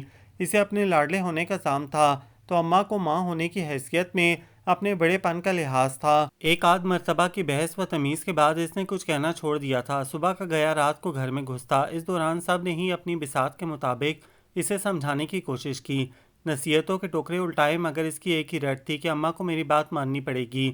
ابا جو کبھی کسی کے معاملے میں نہیں بولتے تھے، انہوں نے بھی اسے کہا کہ وہ ماں کی بات مان لے، اور اسے اس بات کا سخت افسوس ہوا کہ زندگی میں پہلی مرتبہ تو ابا نے کچھ کہا تھا، مگر وہ بھی اماں کے حق میں۔ بھابھی اور ظفر بھائی اپنی توفیق کے مطابق اسے سمجھا چکے تھے، بلکہ ظفر بھائی کو تو اس رشتے میں کوئی برائی نظر ہی نہیں آ رہی تھی۔ انہوں نے تو بس رسم نصیحت نبھانے کے لیے اسے اماں کو موقف سمجھایا تھا جس کا فائدہ صفر ہی تھا۔ روحینہ اور مونا اپنے حصے کی تمام تلقینیں اور نصیحتیں پہلے ہی ضائع کر چکی تھیں، لہٰذا اب خاموشی سے حالات کے آنے والے رخ کا انتظار کر رہی تھیں۔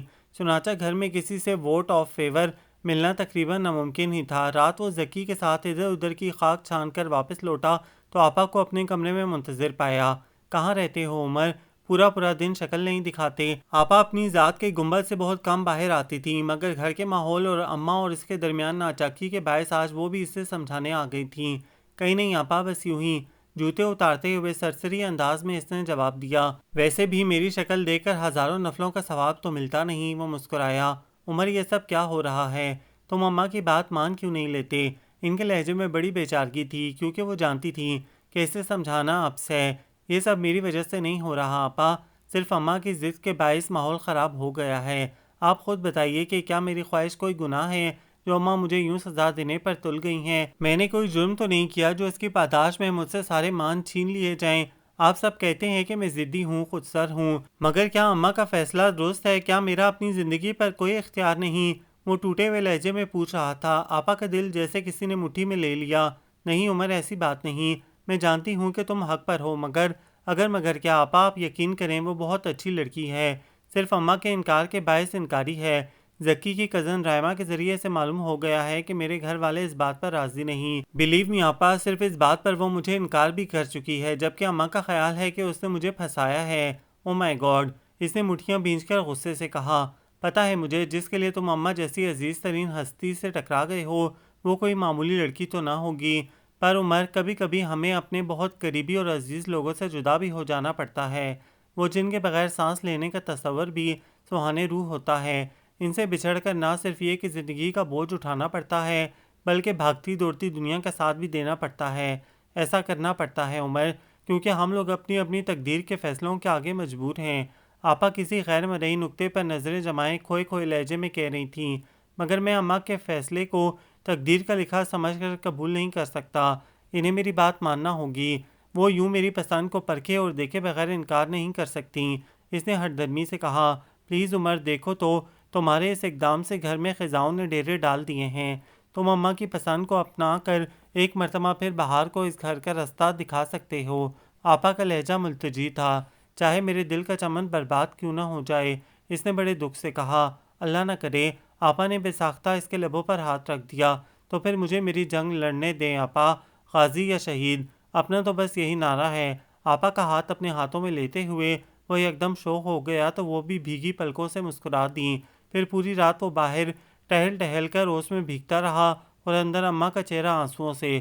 صبح ہونے تک وہ فیصلہ کر چکا تھا کہ آخری بار املا سے مل کر کوئی نہ کوئی راستہ تو نکالنا ہی ہوگا، کیونکہ ایسا کب تک چل سکتا تھا؟ ایک نہ ایک دن تو حتمی قدم اٹھانا ہی ہے، لہٰذا اس سے مل کر اس کا آخری فیصلہ بھی سن لینا تھا۔ وہ دو محاذوں پر بیک وقت نہیں لڑ سکتا تھا اور سرنڈر کرنا اسے منظور نہ تھا۔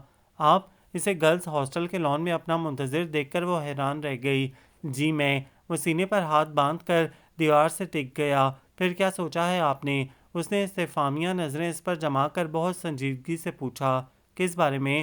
وہ واقعی انجان تھی یا پوسٹ کر رہی تھی؟ وہ سمجھ نہیں پایا۔ میرے پرپوزل کے بارے میں۔ خود پر ضبط کرتے ہوئے اس نے بمشکل کہا، وہ تو سارا دن بس اسی نکتے پر سوچتا رہتا تھا، جبکہ وہ کس قدر انجان تھی میں آپ کو پہلے بھی بتا چکی ہوں عمر صاحب، کہ ایسا ناممکن ہے۔ اس کے سوال پر نظریں جھکا کر آہستگی سے کہا، میں اور آپ ساتھ ساتھ نہیں چل سکتے۔ اس کے جذبات سے قطع نظر بڑی سنگ دلی سے وہ کہہ رہی تھی، میرے اور آپ کے راستے الگ ہیں، ہم دو مختلف راہوں کے مسافر ہیں، ایک دوسرے کے ہمراہی نہیں بن سکتے، وجہ خواہ کچھ بھی ہو، مگر میرا فیصلہ وہی ہے جو آپ کو سنا چکی ہوں۔ اس کا لہجہ بالکل سپاٹ اور سخت تھا۔ وہ چند لمحے اس کے چہرے کو دیکھتا رہا، پھر ایک جھٹکے سے مڑا اور تیزی سے گیٹ کراس کر گیا۔ وہ گھبرا کر اس کے پیچھے دروازے تک آئی، کیونکہ اس کے تیور بڑے خطرناک تھے۔ غصے میں اندھا دھند بائک سٹارٹ کر کے اسے دیکھے بغیر تیزی سے آگے بڑھا اور موڑ مڑتے ہوئے سامنے سے آتی ہوئی جیپ اسے نظر نہ آئی، اور جب نظر آئی تو بہت دیر ہو چکی تھی۔ تصادم اتنا شدید تھا کہ اسے زبردست جھٹکا لگا اور وہ دور جا کر گرا اور گرتے ہی بے ہوش ہو گیا۔ عمر، املا کے لبوں نے بے آواز جنبش کی اور ذرا سی دیر میں مچمع لگ گیا۔ عجیب غیر مانوس سا ماحول تھا اس کے ارد گرد، دواؤں کی خوشبو میں بسا ہوا وہ کمرہ جہاں اس کی آنکھ کھلی بالکل خالی تھا۔ اس نے اٹھنا چاہا مگر جوڑ جیسے ٹوٹ کر رہ گیا تھا۔ وہ درد سے کرا کر رہ گیا، اور اس سے پہلے کہ وہ کسی کو آواز دیتا، ذکی سفید اوور آل میں ملبوس ڈاکٹر کے ساتھ اندر چلا آیا۔ او خدا کا شکر ہے کہ تمہیں ہوش آ گیا۔ ذکی لپک کر اس کے بیڈ کے پاس آیا۔ میں کہاں ہوں یہ سب؟ اس نے پوچھا، مگر ذکی نے اس کے لبوں پر ہاتھ رکھ دیا اور ڈاکٹر کی طرف متوجہ ہو گیا جو نہ جانے کیا کیا ہدایات دے رہا تھا۔ اس نے تھک کر آنکھیں موند لیں۔ عمر، تم زندگی سے اتنے ہی بیزار ہو گئے ہو یار، تو اسے اپنی ماں کی خواہش کے لیے ہی وقف کر دو۔ ڈاکٹر کے جاتے ہی وہ شروع ہو گیا، ذکی پلیز۔ اس نے درد کی شدت کو برداشت کرتے ہوئے اسے ٹوکا، مجھے بتاؤ یہ سب کیا ہوا ہے؟ یہ سوال تو مجھے تم سے کرنا چاہیے تھا، مگر بہرحال مجھے املا نے سب کچھ بتا دیا ہے۔ تمہارے ایکسیڈنٹ کے بعد وہ تمہیں یہاں لے آئی تھی، تمہارا بہت خون بہہ گیا تھا، اور جانتے ہو اس وقت تمہاری رگوں میں اس کا اور میرا خون ہی دوڑ رہا ہے۔ تمہارا بلڈ گروپ اے پازیٹیو مل نہیں رہا تھا، بالآخر اس کا اور میرا او پازیٹیو دیا ہے تمہیں۔ معلوم ہے پورے 10 گھنٹے بعد ہوش میں آئے ہو۔ ذکی اس کے پاس بیٹھتے ہوئے بتا رہا تھا۔ وہ پریشان ہو گیا، گھر میں خبر کی کسی کو؟ میں صبح سے نکلا ہوا ہوں۔ اس نے دواؤں کے نشے کے زیر اثر بند ہوتی آنکھوں کو بمشکل کھول کر پوچھا۔ نہیں، مگر اب تمہیں ہوش آ گیا اور ڈاکٹر نے خطرے سے باہر بتایا ہے، اس لیے اب جا کر انہیں انفارم کروں گا۔ تم آرام سے لیٹے رہو، میں آتا ہوں۔ وہ اس کا ہاتھ تھپ تھپا کر باہر نکل گیا تو اس نے اپنا جائزہ لیا۔ ہاتھ پر پلستر چڑھا ہوا تھا اور ٹانگیں بھی پٹیوں میں جکڑی ہوئی تھیں۔ روم روم میں درد ہلکورے لے رہا تھا۔ او خدایا، سب کیا ہو گیا؟ ایک ہاتھ سے بال مٹھی میں جکڑتے ہوئے اس نے بڑی بے بسی سے سوچا۔ سر پر بھی تھوڑی سی چوٹ آئی تھی۔ تکیے کے سائڈ پر ہاتھ رکھا تو کوئی پرزہ رکھا ہوا محسوس ہوا۔ اٹھا کر دیکھا اور کھول کر پڑھنا شروع کر دیا۔ وہ اس کے نام املا کا خط تھا۔ لکھا تھا، عمر افندی صاحب، میرا شکریہ ادا کرنے کے لیے مجھ سے ملنے مت آئیے گا۔ آپ سے میری گزارش ہے، جو کچھ بھی ہوا اسے خواب سمجھ کر بھول جائیے اور اپنے گھر والوں کے ساتھ خوشیوں بھری نئی زندگی کا آغاز کریں۔ آپ کے لیے دعا گو، املا نثار۔ املا نثار۔ اس نے مختصر سا خط مٹھی میں بھینچ کر لبوں کو بے آواز جنبش دی۔ کہتے ہیں کہ اگر جذبے صادق ہوں تو پتھر بھی پگھل جاتے ہیں، تو پھر تمہارا دل مونگے کی چٹان کیوں بن گیا ہے، جس پر کوئی احساس اثر ہی نہیں کرتا؟ یا پھر میرے ہی جذبے بودے ہیں جو تمہارے دل تک رسائی حاصل نہ کر سکے؟ سوچو کہ یہ الغار نے تھکے ہوئے ذہن کو بہت پسماندہ کر دیا، اور سوچتے سوچتے جانے کب دواؤں کے زیر اثر وہ سو گیا۔ عمر، اماں نے جو ہی کمرے میں قدم رکھا ساکت رہ گئیں، اور اس کے پیچھے آتے سب لوگ اسے پٹیوں میں جکڑا دیکھ کر ٹھٹک گئے۔ او میرے خدا، یہ میرے کس گناہ کی سزا ہے؟ اماں زارو قطار رو رہی تھیں، اور ذکی سمیت سب لوگ انہیں تسلیاں دے رہے تھے کہ وہ ٹھیک ہے، خطرے سے باہر ہے۔ جانے کتنا لہو بہہ گیا ہے میرے بچے کا۔ وہ اس کا ہاتھ تھامتے ہوئے بولیں، تو بہت ضدی ہے عمر، بہت ضدی۔ آنسو تواتر سے ان کا چہرہ بھگو رہے تھے۔ نصر نے اس کے ہاتھ میں دبا املا کا خط نکال کر پڑھا اور ایک سوالیہ نظر ذکی پر ڈالی تو اس نے منو ان سارا واقعہ سنا ڈالا۔ عمر کو خون بھی اس نے دیا ہے، وہ بتا رہا تھا، اور اماں کے دل پہ جیسے منو بوجھ آ گرا۔ ظفر بھائی نے اماں کو یوں دیکھا جیسے کہہ رہے ہوں کہ آپ جس کے خون کو گالی دے رہی تھی، آج اس کا ہی لہو آپ کے جگر گوشی کی رگوں میں زندگی بن کر دوڑ رہا ہے۔ عمر میرے چاند آنکھیں کھول بیٹا۔ اماں نے جھک کر اس کی پیشانی چوم لی۔ ابا البتہ چپ چاپ کھڑے اسے دیکھتے رہے۔ سب ہی آزردہ ہو رہے تھے۔ بالآخر وہ جاگ گیا تو سب اس کے ارد گرد جمع ہو گئے۔ کیسے ہو عمر؟ ابا نے شفقت سے اس کا کندھا تھپکا تو بے اختیار اس کا دل بھر آیا۔ ٹھیک ہوں ابا، وہ جبراً مسکرایا۔ پلیز اماں، آپ پریشان مت ہوں، میں اب بالکل ٹھیک ہوں۔ اماں کو اس نے تسلی دی تو وہ بھیگی آنکھوں سے مسکرا دیں۔ اللہ تجھے صحت دے، تو 1000 برس جیے۔ اماں بہت دنوں بعد اس سے مخاطب تھیں، اس کے سرہانے بیٹھی تھیں۔ اس نے پرسکون ہو کر آنکھیں موند لیں۔ آپا، بھابھی اور روہینہ وغیرہ کچھ دیر گپ شپ کر کے گھر چلی گئیں تاکہ اس کے لیے کھانے وغیرہ کا انتظام کر سکیں۔ اماں اور ابا البتہ اس کے پاس تھے، اور وہ ذہن سے سارے تفکرات جھٹک کر انہیں مطمئن کرنے میں مصروف ہو گیا۔ پھر کتنے ہی سارے دن گزرتے چلے گئے۔ اماں اور اس کے درمیان پھر اس موضوع پر کوئی بات نہ ہوئی۔ 20-25 دن ہاسپٹل میں رہ کر وہ گھر آ گیا تو اپنے آپ کو سست محسوس کر رہا تھا، مگر دل کے اندر جیسے کوئی پھانس چبھی ہوئی تھی۔ ایک مرتبہ پھر اس کے ناز اٹھائے جا رہے تھے، لیکن اب دل ضد کرنے پر آمادہ ہی نہ ہوتا۔ وہ اندر سے بہت بدل گیا تھا، مگر اماں کو احساس نہ ہونے دیتا، ورنہ تو وہ پھر راکھ کو ریدنے لگتیں اور دبی چنگاریاں ایک بار پھر بھڑک اٹھتیں۔ زخم بھر گئے اور چند دنوں میں پلاسٹر بھی اتر گیا تو وہ بالکل نارمل ہو گیا۔ گھر سے باہر کے چکر بھی لگنے لگے اور ابا کے منع کرنے کے باوجود بائک بھی استعمال ہونے لگی۔ اماں نے اب اس کی شادی کا ذکر کرنا ہی چھوڑ دیا تھا، کیونکہ ابا کا خیال تھا کہ اسے چند دنوں کے لیے یوں ہی اس کے حال پر چھوڑ دینا چاہیے۔ جاب ملنے کے بعد اپنے پیروں پر کھڑا ہو جائے گا تو پھر کوئی نہ کوئی حتمی فیصلہ کر لیا جائے گا، مگر فی الحال اسے خود کو کمپوز کرنے دیا جائے۔ اور یہ سچ ہی تو تھا کہ وہ اندر سے بہت بکھر گیا تھا۔ نامعلوم قسمت کو کیا منظور تھا، چنانچہ فی الوقت وہ خود کو سمیٹنے میں مصروف تھا۔ کسی کو نہیں معلوم تھا کہ اس کے دل میں کیا ہے، اندر کتنے طوفان اٹھ رہے ہیں، کتنی موجیں دل کے ساحل پر سر پٹک پٹک کر واپس لوٹ رہی ہیں۔ اوپر سے وہ بالکل پرسکون سمندر کی مانند تھا، مگر دل کے ساحل پر جب املا کی یاد کا چاند چڑھتا تو موجیں خود بخود منظور ہو جاتیں، اور ایسے میں وہ بنا بتائے گھر سے نکل جاتا۔ جب بالکل چلنے کی سکت نہ رہتی تو لوٹ آتا تو انتظار کرتی اماں کے پاس تخت پر ہی ڈھیر ہو جاتا۔ کبھی کبھی اس کی دیوانگی اماں کو اپنے فیصلے پر نظر ثانی کرنے کے لیے مجبور کرتی، مگر جب سوچنے بیٹھتی تو خاندانی وقار اور آن سوال بن کر سامنے آ کھڑے ہوتے اور فیصلہ خود بخود ان کے حق میں ہو جاتا۔ شکستہ پائی ارادوں کے پیش و پس میں نہیں، دل اس کی چاہ میں گم ہے جو میرے بس میں نہیں۔ دن اور رات کے تانے بانے میں الجھتے بہت سے دن یوں ہی گزر گئے، اور انہی دنوں اسے ایک بڑی فرم میں بہت اچھی جاب مل گئی۔ وہ جو کبھی سنجیدہ نہیں ہوا تھا اب تندہی سے اپنا کیریئر بنانے کے لیے پرعزم ہو چکا تھا۔ جس دن اسے اپائنٹمنٹ لیٹر ملا وہ بہت ساری مٹھائی خرید کر گھر آ گیا۔ ہر کوئی بساط سے بھر کر خوش ہوا۔ اماں کی آنکھوں میں پھر سے اس کے سر پر سیرا سجانے کے ارمان جاگ اٹھے، جن کو مونا نے زبان دے دی۔ عمر بھائی جاب تو مل گئی، اب بھابھی لانے کی فکر کریں، کچھ چھوارے وغیرہ بٹوائیں تو صحیح معنوں میں مزہ آئے۔ مٹھائی کا ٹکڑا منہ میں رکھتے ہوئے وہ بڑے اطمینان سے کہہ رہی تھی۔ اس کے چہرے پر سایہ سا آ کر گزر گیا۔ جس موضوع سے وہ بچنا چاہتا تھا وہی شروع ہو گیا تھا۔ مگر اس سے پہلے میں تمہیں اس گھر سے باہر دیکھنا چاہوں گا، سمجھی؟ تاکہ گھر کا گند صاف ہو تو اپنی مسز کو شان سے بیاہ کر لاؤں۔ وہ شوخی سے مسکرا کر بولا، او ہو، لگتا ہے جاب ملتے ہی محترم کا دماغ 7ویں آسمان پر جا پہنچا ہے۔ وہ جل کر بولی تو سبھی ہنسنے لگے۔ بات ہنسی مذاق میں ختم ہو گئی، مگر اماں کے دل میں گھر کر گئی اور وہ نئے سرے سے اس کے بارے میں سوچنے لگیں۔ چونکہ رمضان کا مبارک مہینہ بھی شروع ہونے والا تھا، اس لیے وہ جلد ہی اس فرض سے سبکدوش ہونا چاہ رہی تھیں، مگر جو ہی اس سے بات کی وہ بری طرح بدک گیا۔ پلیز اماں، آپ اس ذکر کو اب نہ چھیڑیں۔ اس نے بمشکل خود کو کنٹرول کیا۔ کیوں بیٹا، تمام عمر تجھے یوں ہی تو نہیں رہنا، کبھی نہ کبھی تو گھر بسانا ہی ہوگا، اماں نے نرمی سے سمجھایا۔ جب گھر بسانے کا خیال آیا تو میں خود ہی بتا دوں گا آپ کو۔ وہ نظروں کا زاویہ بدل کر بولا۔ مبادہ اماں اس کی آنکھوں میں سلگتے ہوئے ارمانوں کا دھواں نہ دیکھ لیں۔ ضد نہ کیا کر عمر، مجھے تیرے سر پر سہرا دیکھنے کا بہت ارمان ہے، اماں نے بہت پیار سے کہا۔ تو سوچ لیں اماں، آپ کو بیٹا چاہیے یا سہرا؟ سنگ دلی سے کہتا وہ اٹھ کھڑا ہوا۔ عمر وہ ششدر رہ گئیں تو وہ بے حسی سے انہیں دیکھتا کمرے سے نکل گیا۔ وہ چلا گیا تو اماں کا بے اختیار ہی دل بھر آیا۔ ان کی ذرا سی ضد نے اسے سرتپا بدل کر رکھ دیا تھا۔ وہ آنکھیں جن میں کبھی ستارے چمکتے تھے اب باوجود لبوں پر ہنسی سجائے رکھنے کے بجھی بجھی سی محسوس ہوتی تھیں۔ یہ تم کیا کر رہے ہو عمر؟ خود کو کیوں روگ لگا رہے ہو میرے یار؟ نصر کو اماں کے ذریعے اس کے انکار کی اطلاع ملی تو فوراً اس کی گوش شمالی کر ڈالی۔ میں نے اب کیا روگ لگانا ہے نصر؟ جو ہونا تھا وہ تو ہو گیا، اب کیا بچا ہے؟ وہ بے چینی سے اٹھ کر کھڑکی کے پاس جا کھڑا ہوا۔ تو پھر شادی کے لیے حامی بھر لو، گھر بسا لو گے تو چند دنوں میں سب کچھ بھول جاؤ گے۔ بڑے خلوص سے اس نے کہا تو وہ اسے دیکھنے لگا۔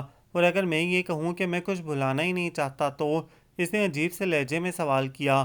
عمر، وہ تذبذب کا شکار ہو کر چپ ہو گیا۔ مگر اس سے کیا حاصل ہوگا؟ شادی تو بہرحال کرنی ہی ہے۔ وہ دوبارہ گویا ہوا۔ کیوں، یہ کس حکیم نے کہا ہے کہ شادی تو کرنی ہی ہے؟ وہ طنزیہ انداز میں ہنسا۔ جانتے ہو شادی کسے کہتے ہیں؟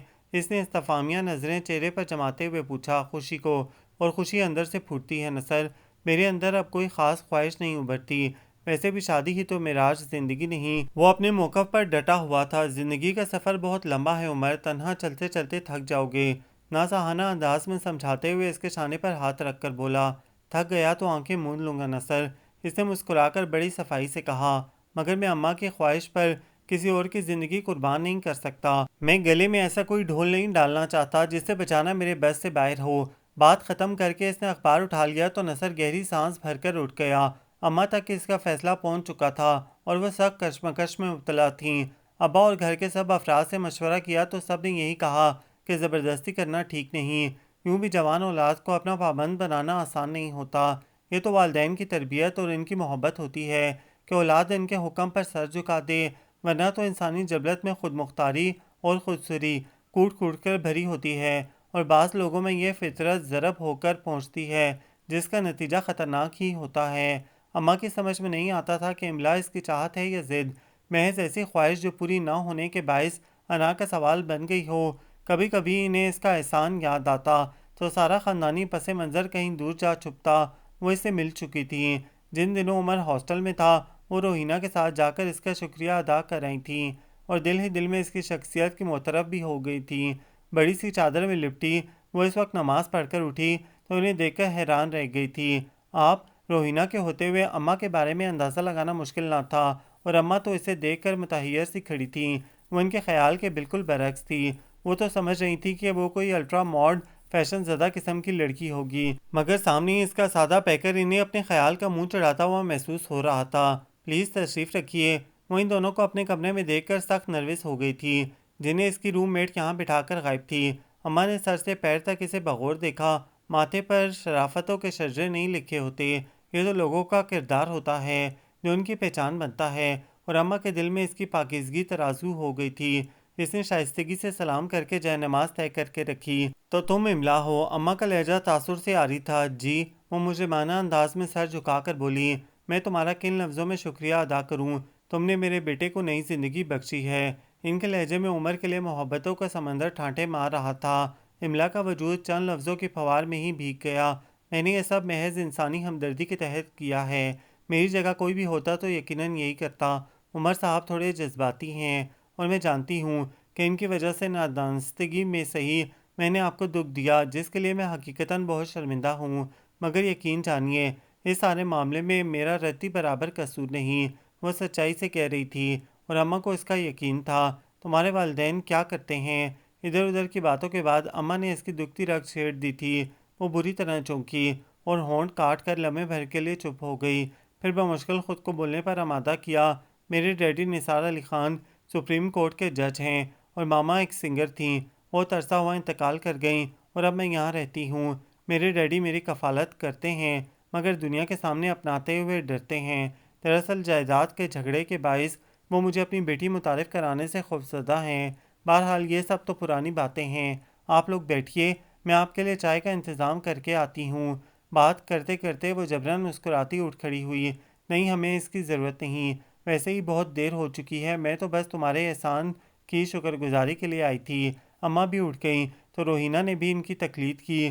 بس اتنی گزارش ہے تم سے کہ تم آئندہ عمر سے نہ ملنا بیٹی، اسے میری التجا سمجھ لو یا حکم، میں تمہاری ممنوع ہوں گی۔ اماں کی بات پر وہ دونوں بری طرح چونکی، مگر جلد ہی اس نے خود کو سنبھال لیا۔ میرا عمر صاحب سے کوئی تعلق نہیں، آپ بے فکر رہیے، میں آپ کے خاندانی وقار کو ٹھیس نہیں لگنے دوں گی۔ وہ دل پر جبر کر کے کہہ رہی تھی۔ اماں اس کی سعادت مندی پر نثار ہو گئیں اور دعائیں دیتی باہر نکل گئیں۔ یہ تم نے اچھا نہیں کیا املا۔ روہینہ نے دروازے پر رکتے ہوئے پلٹ کر مایوسی سے اسے دیکھا۔ اس کا فیصلہ تو صرف وقت ہی کر سکتا ہے۔ ہم جیسے لوگ جو اپنے والدین کے گناہوں کا کفارہ ادا کرنے کے لیے پیدا ہوتے ہیں، ان کے ہاتھوں پر خوشیوں کے کچے رنگ کبھی نہیں ٹھہرتے۔ وہ آنکھوں میں آئی نمی جذب کرتے ہوئے دلگیر لہجے میں بولی، اور میں اپنے ساتھ عمر کو اس خارزاد میں گھسیٹنا نہیں چاہتی۔ انہیں ماں کی دعاؤں سے محروم کر کے مجھے کبھی خوشی نہیں مل سکتی۔ تمہارا کیا خیال ہے؟ کیا اس طرح وہ خوش رہ سکے گا؟ روہینہ کا سوال بہت کڑا تھا۔ خوش نہ صحیح مگر سکھی ضرور رہیں گے انشاءاللہ۔ یوں بھی میری ذات اتنی اہم نہیں کہ وہ رنگوں سے بھرپور زندگی سے کوئی رنگ ہی نہ سمیٹ سکیں۔ دل گرفتہ سی مسکراہٹ اس کے چہرے کو حزن و ملال کی تصویر بنا گئی۔ اس کا فیصلہ تم نہیں کر سکتی، روہینہ افسوس سے کہتی باہر نکل گئی تو وہ بیڈ پر گر کر رو دی۔ اماں اس سے ملیں تو عمر کی پسند کو سرائے بنا نہ رہ سکیں، مگر وہی ایک بات جس پر آ کر اماں کی ساری محبتیں چاہتے دم توڑ دیتی تھیں۔ کیا ہوا کہ اس کا باپ ایک اعلیٰ خاندان کا فرد تھا، ماں تو اس کی ایک گانے والی تھی، اور اماں اپنے خاندان کے ساتھ یہ ایک گالی جوڑ نہیں سکتی تھیں، لہٰذا ہمیشہ ہی اسے اپنے ذہن سے جھٹک دیتی۔ اب بھی بیٹھی وہ اسی نہج پر سوچ رہی تھی کہ دروازے سے اندر آتی نفیس بیگم کو دیکھ کر سوچوں کے سارے سلسلے ٹوٹ گئے۔ السلام علیکم بھابی۔ نفیس بیگم کی خوشی سے بھرپور آواز اور ہاتھ میں مٹھائی کا ڈبہ اماں کو ششوپن میں ڈال گیا۔ وعلیکم السلام نفیس، آؤ بیٹھو۔ انہوں نے پاندان کھسکا کر جگہ بنائی۔ بہت دن بعد آئیں، خیر تو ہے؟ ہاں بھابی، بس خوشی کی خبر سنانے آئی ہوں۔ دراصل میں نے زورا کی منگنی کر دی ہے۔ انہوں نے خوشی سے تمتماتے چہرے کے ساتھ دھماکہ کیا۔ کیا؟ اماں شرزر رہ گئیں۔ ہاں بھابی، بس سب کچھ جلدی میں ہوا اس لیے اطلاع نہ کر سکی، وہ خوش خوش بتا رہی تھیں۔ اماں کو حقیقتاً اتنی اچھی لڑکی کے ہاتھ سے نکل جانے کا افسوس ہوا۔ چلو تمہیں مبارک۔ انہوں نے ذہن جھٹک کر انہیں مبارک دی۔ کون لوگ ہیں؟ لڑکا کیا کرتا ہے؟ انہوں نے دلچسپی لیتے ہوئے پوچھا۔ وہ بھابی، دراصل لڑکا عیسائی تھا، ابھی ابھی مسلمان ہوا ہے۔ دوسرا دھماکہ بہت قیامت خیز تھا۔ اماں کے ہاتھ سے سروتا چھوٹ کر تخت پر گر پڑا۔ یہ کیا کہہ رہی ہو؟ اماں کو گویا سکتہ ہو گیا۔ ہاں بھابی، بس اب کیا بتاؤں، دراصل وہ زورا کے ساتھ پڑھتا تھا، والدین کا پتہ نہیں، یہاں مشرقی روایات کا شعرہ سن کر آیا تھا۔ دھیرے دھیرے اسلام سے رغبت پیدا ہوئی تو زورا نے اس کی بہت مدد کی۔ اب وہ مسلمان ہو چکا ہے۔ مجھ سے زورا کا ہاتھ مانگا تو پہلے تو میں نے جزبز ہو کر انکار کر دیا، مگر بعد میں زورا نے مجھے منا لیا۔ سچ تو یہ ہے کہ بھابی، مجھے اس بات کی خوشی ہے کہ میری بیٹی کے ہاتھوں اتنا مقدس فریضہ انجام پایا ہے کہ اللہ کا کتنا ہی شکر ادا کروں کم ہے۔ نفیس بیگم نے سب کچھ صاف صاف بتا دیا۔ مگر نفیس، خاندانی روایات اور وقار وہ اب تک شوق تھیں، وہ سب اپنی جگہ بھابی، مگر بچوں کی خوشی کے آگے بھلا یہ چیزیں کیا معنی رکھتی ہیں؟ پھر زورا نے کون سا غیر شرعی کام کیا جو میں منع کرتی؟ انسان کا خاندان حسب نسب نہیں، اس کا کردار اور اس کا اخلاق اصل جوہر ہے بھابی۔ سو میں نے سمجھ میں بس یہی ایک خوبی دیکھ کر ہاں کر دی۔ یوں بھی اب وہ مسلمان ہے، ذات پات خاندان برادری سے ممتاز صرف مسلمان۔ وہ بڑی یقین اور صدق دل سے کہہ رہی تھیں۔ اور ان کے یہی الفاظ تابوت میں آخری کیل ثابت ہوئے۔ بھائی جان کہاں ہیں؟ ذرا میں ان کا بھی تو منہ میٹھا کرا دوں۔ وہ اماں کے منہ میں برفی کا ٹکڑا رکھ کر ابا کی تلاش میں نظریں گھما کر بولی تو اماں نے انہیں ابا کے کمرے کی طرف اشارہ کر کے وہاں بھیج دیا۔ ابا سے مل کر کچھ دیر ان کے پاس بیٹھی، ادھر ادھر کی باتیں کر کے وہ تو رخصت ہو گئیں، مگر اماں کی سوچوں کو نیا رخ دکھا گئیں۔ ایک نفیس ہے کہ اپنی بیٹی کی خوشی کی خاطر بغیر نام اور حسب و نسب کے ایک عیسائی کو قبول کر لیا، یہ سوچ کر کے وہ مسلمان ہو گیا ہے، اور ایک میں کہ بلا جواز ہی اپنے بیٹے کی خوشیوں کو ٹھوکر لگا دی، اس کے دل کی بستی اجاڑ دی۔ اماں دلگیر بیٹھی سوچوں کے الجھے سرے تلاش کرتی رہیں۔ عمر کی خوشیوں کو محض خاندانی وقار کی خاطر داؤ پر لگانے کے فیصلے نے انہیں احساس جرم میں مبتلا کر دیا۔ کتنی اچھی بچی تھی وہ املا، جسے میں نے صرف اس کی ماں کی وجہ سے ٹھکرا دیا، محض خاندانی عزت کے نام پر اسے دھتکار دیا۔ وہ پچھتاووں میں گھر رہی تھیں۔ میرے اندھے فیصلے کی خون اشام بیل عمر کی خوشیوں کا خون چوس گئی، اور میں نے پرواہ تک نہ کی۔ میرے خدایا کتنا ظلم کمایا ہے میں نے۔ وہ سجدے میں گر کر خدائے بزرگ و برتر سے معافی مانگ رہی تھیں۔ خاندانی وقار اور برتری کے غرور میں نے تیرے حکم کو بھی درخور اتنا نہ جانا اور فیصلہ سنا دیا۔ اے میرے رب غفور، مجھے معاف کر دے۔ بلا شبہ بہترین فیصلہ کرنے والا تو ہی ہے، ہم کمزور انسان تیرے فیصلوں سے سرتابی نہیں کر سکتے۔ وہ رو رہی تھیں، اور ایک نئے فیصلے کا سورج ان کے ذہن میں طلوع ہو رہا تھا، جس نے انہیں پرسکون اور مطمئن کر دیا۔ شام وہ گھر آیا تو پتہ چلا کہ نفیس پھوپھو آئی تھیں، مگر وجہ جاننے کی اس نے زحمت گوارا نہ کی، اور نہ ہی کسی اور نے اسے کچھ بتایا۔ رمضان المبارک کا مہینہ شروع ہو گیا تو برکتوں اور رحمتوں کا نزول شروع ہو گیا۔ اماں آج کل بے حد مطمئن نظر آ رہی تھیں، ہمہ وقت کسی نہ کسی کام میں مصروف رہتیں۔ اس نے محسوس تو کیا مگر پوچھ نہ سکا۔ گھر میں دبی دبی سرگوشیاں گشت کر رہی تھیں، عجیب پرسرار سا ماحول بن گیا تھا۔ افطار سب نیچے ہی کرتے، چنانچہ روحینہ اور مونا کا اکثر سامنا رہتا، اور وہ معنی خیزی سے مسکراتی ایک دوسرے کو دیکھ کر بلا وجہ ہی ہنستی چلی جاتی، اور وہ چڑھ کر ادھر ادھر مصروف ہو جاتا۔ روزے کی وجہ سے وہ دوپہر میں جلد گھر آ جاتا تھا، اس وقت بھی کمرے میں بند بدلتے ہوئے حالات کے ٹوٹے ہوئے سرے جوڑنے کی کوشش میں مصروف تھا کہ ان دونوں نے بغیر اجازت چھاپا مار دیا۔ عمر، روحینہ کان کے قریب آ کر چلائی تو اس نے سٹریو بند کر دیا۔ شرم کرو، رمضانوں میں غزلیں سن رہے ہو سو بیٹھ، اس نے شرم دلائی۔ محترمہ، اس وقت میرا روزہ کھل چکا ہے، اس نے بحث کی، مگر رمضانوں کا احترام تو اپنی جگہ ہے نا۔ مونا بھی شروع ہو گئی تو وہ جھنجلا کر رہ گیا۔ پلیز روحینہ، مجھے ڈسٹرب مت کرو، اور فوراً کمرے سے باہر چلی جاؤ، اس نے تمام مروت بالائے طاق رکھ کر سختی سے کہا۔ تنہائی کے جھولے جھولو گے، ہر بات پرانی بھولو گے، آئینے سے کتراؤ گے جب عشق تمہیں ہو جائے گا، بے چینی جب بڑھ جائے گی اور یاد کسی کی آئے گی تو میری غزلیں گاؤ گے جب عشق تمہیں ہو جائے گا۔ وہ دونوں ہنستی ہوئی کورس میں شروع ہو گئی تھیں۔ او چپ کرو تم دونوں، رمضانوں کا سارا احترام کیا صرف مجھے ہی کرنا چاہیے؟ اس نے ملامتی نظروں سے انہیں دیکھا تو وہ پھر ہنسنا شروع ہو گئیں۔ ویسے ایک بات بتاؤ، تمہیں ہوا کیا ہے؟ سارا دن بدتیسی کی نمائش کرتی رہتی ہو، کسی دن گر گئی تو تلاش ہی کرتی رہو گی۔ وہ ان دونوں سے مخاطب جلتے بھنتے لہجے میں کہہ رہا تھا، مگر تم سے نہیں مانگیں گے، بے فکر رہو، اور اس وقت ہمیں بازار لے چلو۔ روحینہ نے منہ بنا کر کہا، واٹ، بازار ہو اس وقت؟ ہرگز نہیں، اپنے شوہر نامدار سے کہو وہ لے جائیں گے۔ وہ صاف انکار کر کے بیٹھ گیا، مگر جب وہ دونوں بھابھی اور آپا کی سفارش لے کر آئیں تو بادل نخواستہ اٹھ ہی گیا، مگر اس وقت اس کے کان کھڑے ہو گئے جب ان کی زرق برق خریداری سے آنکھیں چندیا گئیں۔ وہ عید کی شاپنگ تو ہرگز نہ تھی۔ بھاری بھاری کام کے سوٹ اور ایک عدد گرین اور off white contrast sharara suit خریدتے وقت وہ چاروں سر جوڑ کر خسر پھسر کر رہی تھیں۔ بیچ بیچ میں اس سے بھی رائے مانگتی تو وہ منہ بنا کر ادھر ادھر دیکھنے لگتا۔ اماں، یہ تیاریاں کیوں ہو رہی ہیں؟ واپس آتے ہی وہ اماں کے سر پر سوار ہوا، شادی کے لیے۔ اماں نے نظریں اٹھا کر معنی خیزی سے اسے دیکھا۔ کس کی؟ اس نے سٹ پٹا کر پوچھا۔ تجھے اس سے کیا، تو جا کر اپنا کام کر۔ وہ خود کو مصروف پوسٹ کرتے ہوئے بے توجہی سے بولی تو وہ جھنجلا کر اپنے کمرے میں آ گیا۔ رمضان کا تیسرا عشرہ بھی شروع ہو گیا تو گھر میں بے تحاشا رونق ہو گئی، ہر وقت کچھ نہ کچھ ہوتا رہتا تھا۔ اس دن کے بعد سے اس نے کسی سے پوچھنا ہی چھوڑ دیا، بس ہر کسی کے چہرے پر خوشیوں کا سراغ کھوجتا رہتا اور ناکامی پر جھلا کر ان سب کو گھور کر رہ جاتا، جو اس کی ہر بات کے جواب میں بس دھیرے سے مسکرا دیتے۔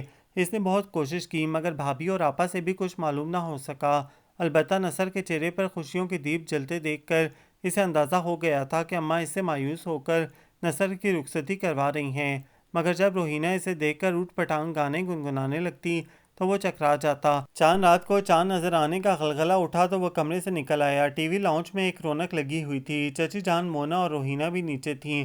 ظفر بھائی، ابا اور نصر خوش گپیوں میں مصروف تھے، جبکہ اماں، بھابھی اور آپا کے ساتھ مذاکرات میں مصروف تھیں۔ وہ چاند کی مبارکباد دیکھ کر بیٹھ گیا۔ دیکھو عمر، یہ چوڑیاں اور جوڑا کیسا ہے؟ وہ اندر آیا تو اماں نے کچھ سامان اس کے سامنے رکھ دیا۔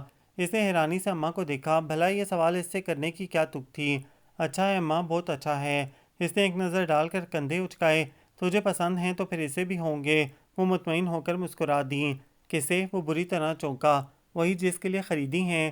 وہ لہجے کو معنی خیز بنا کر بولیں اور بے نیازی سے چوڑیاں اٹھا کر دیکھنے لگیں۔ مگر یہ سب سامان کس کے لیے ہے اماں؟ روہینہ کے لیے۔ خود ہی سوال کر کے خود ہی جواب دے ڈالا۔ سب کے چہروں پر دبی دبی مسکراہٹ ابھر آئی۔ ارے نہیں بے وقوف، تیری دلہن کے لیے، وہ مسرت اگی لہجے میں بولی تو وہ ایک دم کھڑا ہو گیا۔ اماں، میں نے آپ کو منع کیا تھا یہ سب کرنے کے لیے۔